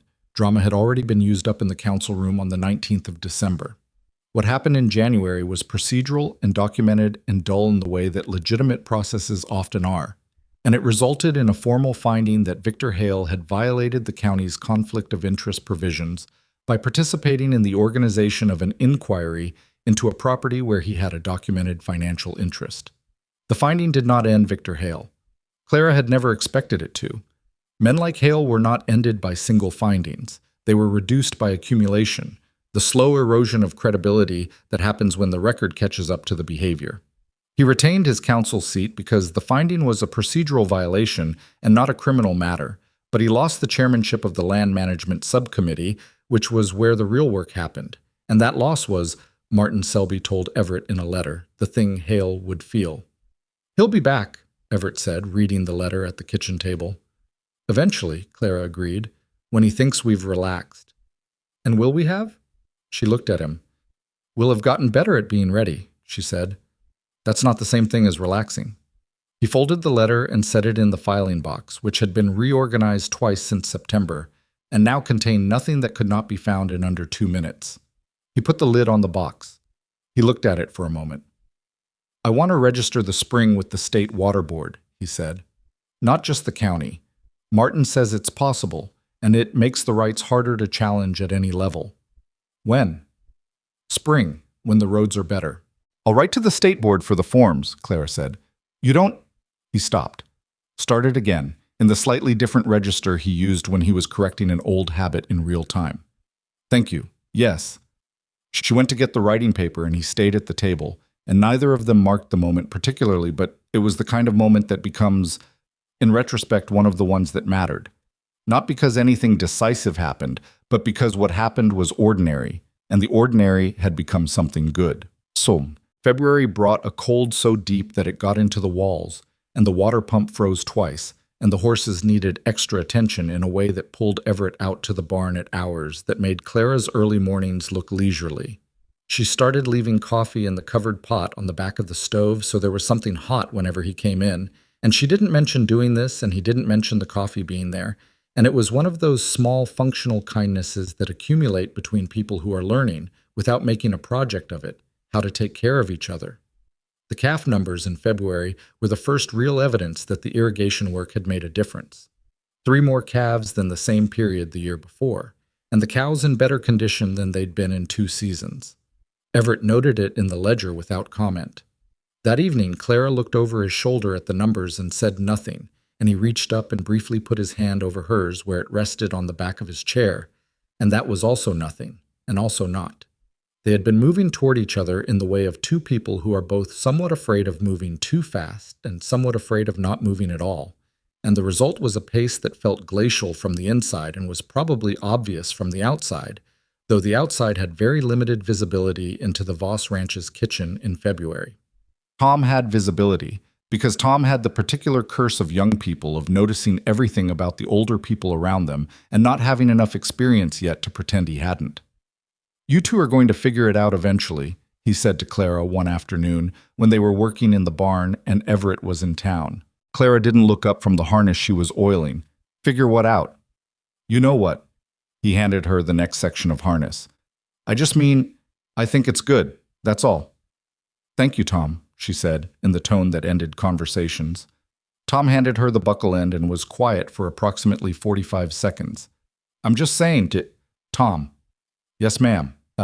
It was a Tuesday evening in late February that things stopped being almost and became actual, and it happened in the way that true things often happen. Not in a moment of drama, but in the absence of it, in the space that opens up when everything else has been said. They had been working through the spring planting plans, which was partly about the kitchen garden and partly about whether to put in a second alfalfa field in the south pasture now that the irrigation was running properly. It was practical and detailed and had required the use of 4 different documents from the filing box and a good deal of arguing about whether the south pasture soil was adequate for alfalfa without amendment, which Clara thought it was with adequate irrigation and Everett thought it wasn't without lime treatment, and they had spent 45 minutes on this specific disagreement before Clara said she would write to the agricultural extension in the county seat for a soil assessment, and that would settle it. And Everett said that was fine, and they were both quiet for a moment in the particular way of 2 people who have just finished arguing about alfalfa, and both know the argument was not entirely about alfalfa. Clara began stacking the documents to return them to the box. I want to ask you something, Everett said. She kept her hands on the papers. All right. He was looking at the table, not at her. He did the jaw thing. She waited. I know that when you came here, he said, it wasn't... You didn't come here for this. For what this has become. He gestured slightly, meaning the room, the house, the ranch, possibly himself. It was hard to tell the extent of the gesture. You came because you needed work, and it was the option in front of you. Yes, she said, and I know that what I am is... I know my limitations, he said. I've had enough time alone to have a clear picture of them. He paused. I am not a man who makes things easy. No, she said. I'm not going to become one. I know that. He looked up from the table. So I want to know. Not because I'm uncertain about what I want, I know what I want. But I want to know what you want, clearly. What you actually want, not what makes sense or what's practical or what the next step would logically be. He held her gaze. I've spent 12 years around people who said yes to things they didn't mean, and I'd rather hear a no from you than a yes that isn't. Clara set down the papers. She thought about the rented room above the feed store, the tin box with $43, the alley view and the wobbling table and the walls that pressed in. She thought about September, the wagon ride with Dooley, the first sight of this ranch from the road. Battered, solid, the one furious row of tomatoes. She thought about the brass fitting and the fence staples and the gray gelding's foreleg and the lantern light and the filing box and the lamp always between them on the table and the hand that had closed over hers briefly in the council room and everything that had been said and not said in the months between. I want this, she said. I want this ranch, and I want the work, and I want the argument we just had about the alfalfa field, which we are both still having in the back of our heads and will probably continue for another week. She paused. And I want you, specifically and with full knowledge of your limitations, several of which I intend to continue pointing out when they're relevant. Everett Voss looked at her for a long moment. The alfalfa field argument isn't over, he said. I know, she said. I'm going to win it. You're not going to win it. The soil assessment is going to support amendment and adequate irrigation over lime treatment, and we're both going to know I was right. Or it's going to support lime treatment, and I'm going to be gracious about it. You are not going to be gracious about it, Clara said. You're going to say I told you in a way that technically isn't saying I told you, but functionally is. He almost smiled. The edge of it, the thing that came and went. Probably, he said. She smiled fully because she had learned by now that one of them had to, and she didn't mind being the one. Ask me properly, she said, since we're here. He looked at her. He reached across the table and put his hand over hers, not briefly this time. Will you marry me? He said. Not a performance, just the words, direct and unadorned, the way he said everything that mattered. Yes, she said, the same way. Outside, the February wind moved over the ridge, indifferent and cold, and entirely uninterested in the two people at the kitchen table of the Voss Ranch, which was fine, because they were not doing this for the wind or for the valley below, or for anyone except themselves. And that was, Clara thought, exactly as it should be. They were married in March, in Mill Haven, rather than Blackstone Valley, which was a practical decision framed as a logistical preference, and was in fact a choice not to give the town the ceremony as a performance. Martin Selby and his wife stood as witnesses. Tom Briggs drove them down and waited outside with the look of a young man who was trying very hard not to be visibly moved and failing. The marriage did not transform the ranch overnight. Nothing about Clara and Everett's life together happened overnight, because they were both constitutionally opposed to things that happened overnight, and had built something specifically suited to two people who did things slowly and thoroughly and then defended what they'd built. The work continued because the work was always there, and the arguments continued because that was part of how they thought together. And the evenings continued in the study with the lamp between them, except that now sometimes Clara sat on the same side of the table and the lamp was behind them both, which was a small change and a complete one. The soil assessment came back in April. Clara put it on the table in front of Everett without comment. He read it. The assessment supported lime treatment in combination with adequate irrigation. Not one or the other, both. He set it down. We were both right, he said. You were right about the lime, Clara said. I was right about the irrigation. Yes. So we're both right. Yes. She waited. And, he said, in the tone of a man paying a debt he doesn't entirely mind paying, you did well to push for the assessment rather than guessing. Thank you, she said. Don't make too much of it. I'm not making anything of it. I'm simply noting that you said it. He gave her the look that was exasperation and something warmer than exasperation sitting side by side, which she had come to understand was one of his primary modes of looking at her, and she had no complaints about it. They put in the second alfalfa field in May, with lime treatment and proper irrigation, and by July it was coming in better than either of them had projected. Summer changed the ranch in ways that winter had only promised. The calves were stronger than the previous year, the garden was producing past what Clara had planned for, and there was enough surplus from the first proper season's accounts that Everett sat with the ledger in June and looked at the numbers in the particular way of a man who had expected bad news and received something else. "We're solvent," he said. "We have been solvent," Clara said. "No, I mean, properly. The feed debt from winter is covered, the pump repair, the lime and the planting." He looked at the numbers again. "There's money left." Clara set down the mending she was working on. "How much left?" He told her. It was not a large number by most people's standards, but it was a number with a positive sign in front of it, which had not reliably been the case on the Voss Ranch for several years. "What do you want to do with it?" she asked. He thought about it. "The north fence needs replacing before winter. That's not optional." "Yes." "After the fence." He paused. "I'd like to repair the second bedroom upstairs. The roof is soft in one corner." Clara looked at him. The second bedroom had not been discussed. The ranch had been, until now, a place where two people lived, and a soft corner in a roof was a practical problem. But the specific room it was in carried a weight neither of them had put into words. "Yes," she said. "That makes sense." He nodded and wrote it into the ledger, and they went on with the evening, and in the morning he went up to look at the corner of the roof and came down with a list of materials, and she added it to the supply order for the next town run. And that was how decisions got made at the Voss Ranch. Not with ceremony, but with a list of materials and a place in the ledger set. Victor Hale made one more approach, in August. It was not direct this time. He sent a man Clara didn't recognize, a land agent from the county seat, presenting himself as representing a consortium of valley investors interested in water management partnerships. The pitch was sophisticated and arrived dressed in language about mutual benefit in regional development and modern land management. And it was, underneath all of that language, the same proposition it had always been. The spring, at a price Hale would set, with terms that would give his consortium controlling influence over the water that fed everything on the eastern ridge. Clara met the land agent in the yard, same as she'd met Hale himself the previous December. She listened to the full pitch without interrupting, because she had learned that letting a person say the whole thing was more useful than stopping them early. You found out more, and they found out less about what you knew.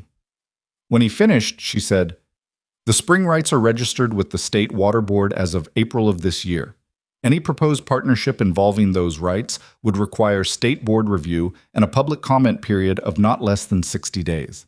I'd recommend your consortium look at the state board's partnership provisions before any further conversations, specifically Section 4, which deals with existing registered rights and the limitations on transfer without board approval."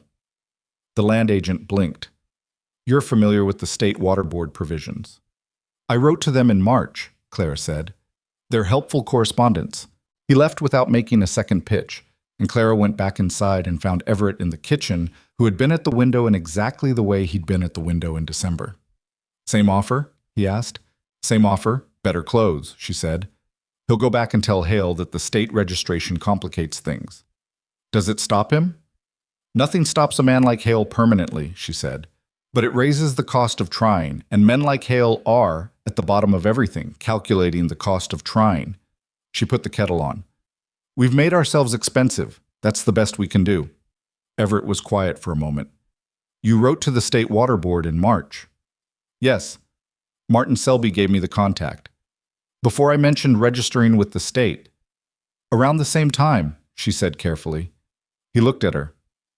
"Clara, you mentioned it first," she said. "I may have already been looking into it." He shook his head, but the thing that moved across his face was not annoyance. It was something that had gotten easier to see on him over the months, something that had to do with being known, with being understood by another person so specifically that you could not always tell whose idea was whose because they had begun to think about the same things at the same times. It was not a comfortable feeling, she knew. He was a man who had spent 12 years alone, who had built walls that he'd called self-sufficiency, and that were, as he was slowly discovering, both that and something less flattering. Being known the way Clara knew him required letting the walls do less work, and there were mornings when she could see him deciding whether to do that, making the choice again. Because it wasn't the kind of thing you decided once, and then didn't have to decide anymore. She understood it. She had her own version of the same walls, built from the same material, years of not mattering enough to anyone to be worth knowing. and she had to make her own choice about them regularly and did not always get it right. They were two imperfect people who had stopped pretending otherwise, and that was not a small thing. That was actually the thing. The winter that followed their first married year was harder than the previous one. Deeper cold, longer, the kind of winter that tests what you've built by applying sustained pressure to every weak point.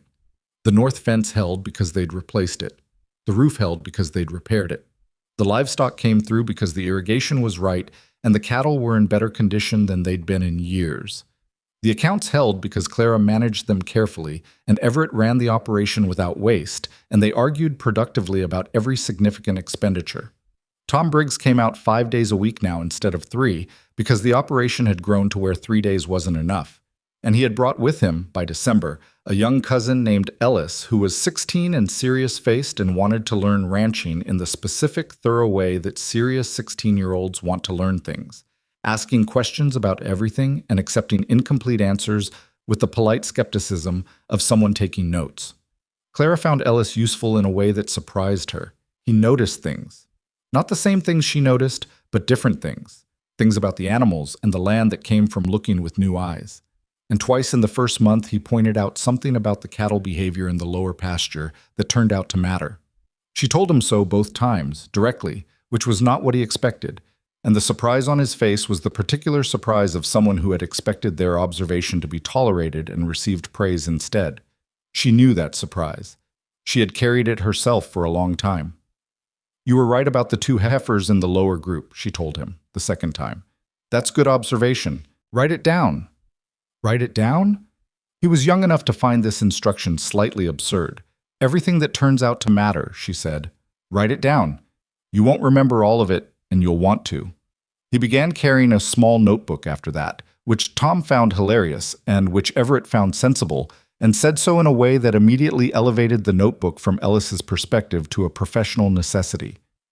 It was one of those small things that Clara noticed and did not comment on. The way Everett had learned, or was learning, to notice when a person needed to be told they were doing the right thing. He was not natural at it, and he was not always timely about it, and he said it in the flat, factual way of someone reporting an observation rather than offering warmth. But he said it, and that was not nothing. That was actually considerable, given where he'd started. She thought sometimes about the women who had left before she came. She thought about what they had encountered, the demanding standards, the unexplained expectations, the pot aimed at the wall. And she did not judge them, because she had had days in those first weeks where the only thing keeping her was the $43 and the stubborn refusal to give Victor Hale the satisfaction. She had stayed for practical reasons first and for other reasons later, and the other reasons had grown into the primary ones. And that was not a romantic story so much as a human one, which was, she had come to think, better. The review board's findings regarding Victor Hale's conflict of interest violation became, over the spring and summer and fall of that second year, a piece of the county's institutional record that was referenced in 2 subsequent disputes involving council members and land interests. Clara heard about both from Martin Selby, who had become a regular correspondent and who had the careful satisfaction of a man watching the specific document he helped prepare being used correctly. Hale himself had not been to the ranch and had not sent anyone to the ranch since August. Whether this represented strategic patience or genuine retreat, Clara could not say, and she did not spend much energy trying to determine which. She had learned, in the years before the ranch, not to spend energy on what people who didn't like her were thinking. You could not control it, and you could not know it, and what you could know was what was in front of you, and what was in front of her was the work and the land and the man she'd married and the problem of the kitchen garden's south bed, which had too much shade now that the elm on the corner had filled in. Some things were bigger than others, and some were smaller, and they all required attention, and attention was the one thing Clara Whitmore had always had an abundance of. In the spring of the second year, they hired a woman named Ruth.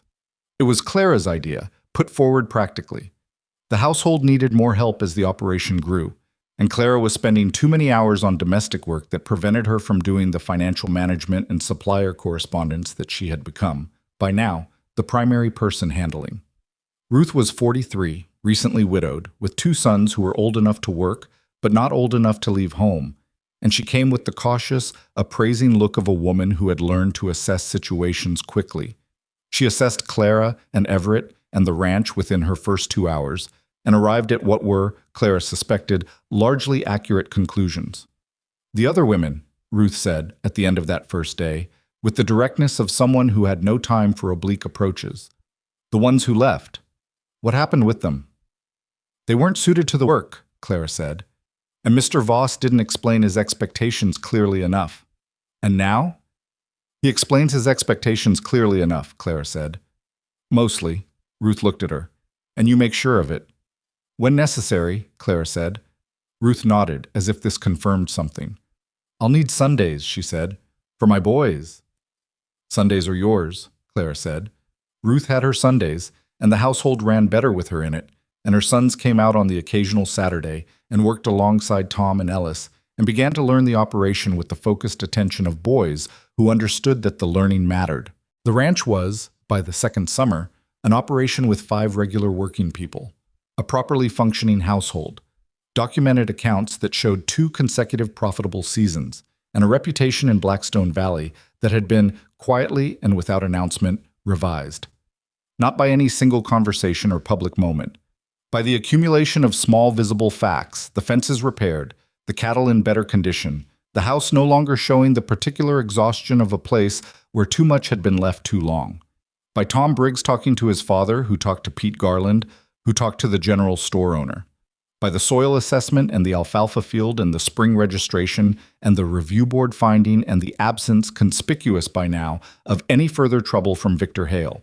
By Clara being seen in town, regularly, directly, without apology, doing business at the bank, the feed supplier, the general store, the county clerk's office. She was not performing visibility. She simply had business to conduct, and she conducted it. But the visibility was its own argument, and the argument was, I am here, I have always been here, and what you decided about me before you knew me was wrong. Margaret Draper stopped her outside the general store one afternoon in the spring of the second year, and this time there was no basket and no practiced expressions of concern. How is the ranch?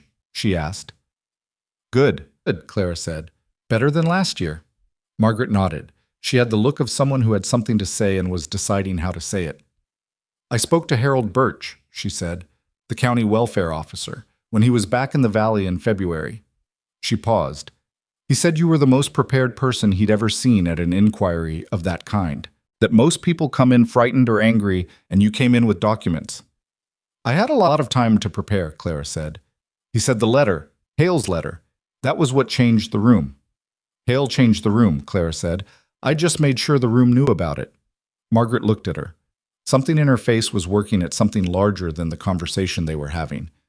I should have, she started. Margaret, Clara said, not unkindly, but with the specific gentleness of someone who has decided to spare them both from an apology that will mostly relieve the person giving it. You did what you thought was right, in the way you were guided to do it. I don't think you'll let yourself be guided that way again. Margaret held her gaze. No, she said. I won't. They were not friends, not then, not precisely, but they were 2 women who had looked at each other honestly across a complicated history, and that was something, and in a town like Blackstone Valley, something was more than nothing by a considerable distance. 3 years after Clara Whitmore climbed down from Dooley's wagon in the yard of the Voss Ranch with her bag at her feet and looked at a tired, difficult man who looked back at her with the expression of someone bracing for disappointment, the ranch was a different place. Not unrecognizable.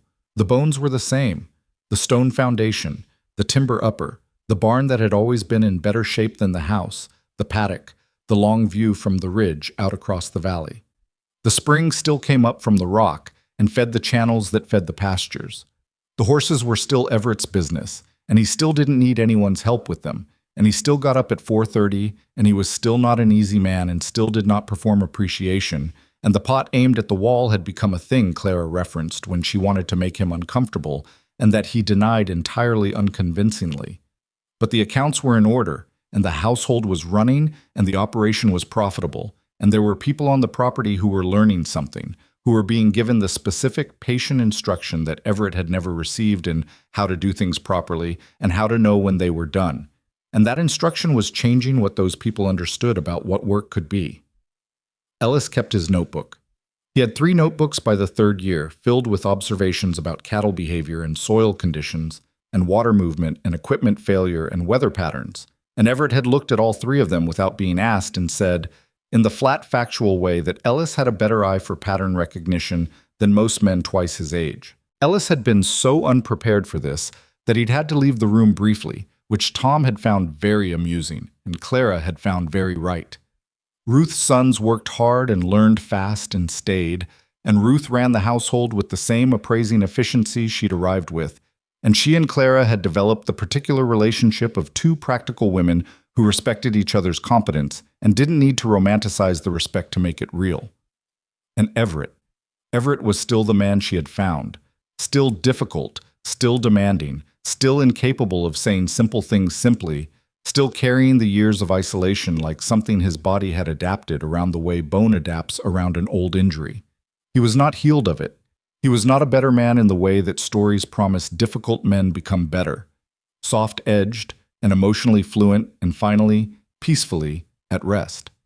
He was a better man in the way real people become better, slowly, imperfectly, by degrees, with setbacks, with the occasional wall-directed frustration, with the specific progress that comes from having someone beside you who tells you, clearly and without cruelty, when your limitations are making things harder than they need to be. She told him. He listened, most of the time. Sometimes he didn't, and then something went wrong in the predictable way, and then he acknowledged it in the flat factual way, and then they moved on. That was the pattern. It was not beautiful. It was real, which was better. She thought sometimes about what Victor Hale had written in that letter, unlikely to seek alternative recourse if the arrangement proves unsatisfactory. And she thought about the particular cruelty of that assumption, not the malice in it, but the smallness of it, the smallness of a vision of her that saw only limitation and missed everything else. She had spent years being seen that way, and she had survived it by not seeing herself that way, by maintaining, underneath all the practicality and the efficiency and the willingness to be useful, a knowledge of her own worth that she could not have explained to anyone who hadn't carried the same thing. You couldn't explain it to people who had never needed it. You could only show them what it produced when you finally had room to work with it. The ranch was what it produced. The accounts, and the alfalfa field, and the notebooks, and the state water registration, and the people who came there now, looking for work and finding something closer to apprenticeship. That was what it produced. And on a Thursday evening in the 3rd year, sitting at the kitchen table with the lamp between them, always the lamp, always the table, always the steady light, between 2 imperfect people who had made a practice of being honest with each other in that light, Everett said, without looking up from the ledger.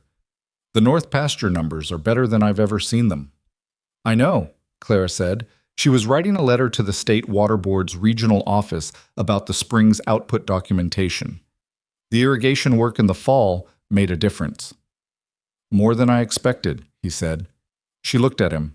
I was looking at the ledger in the focused, careful way of a man reviewing a document he didn't expect to find good news in and was adjusting to the presence of good news.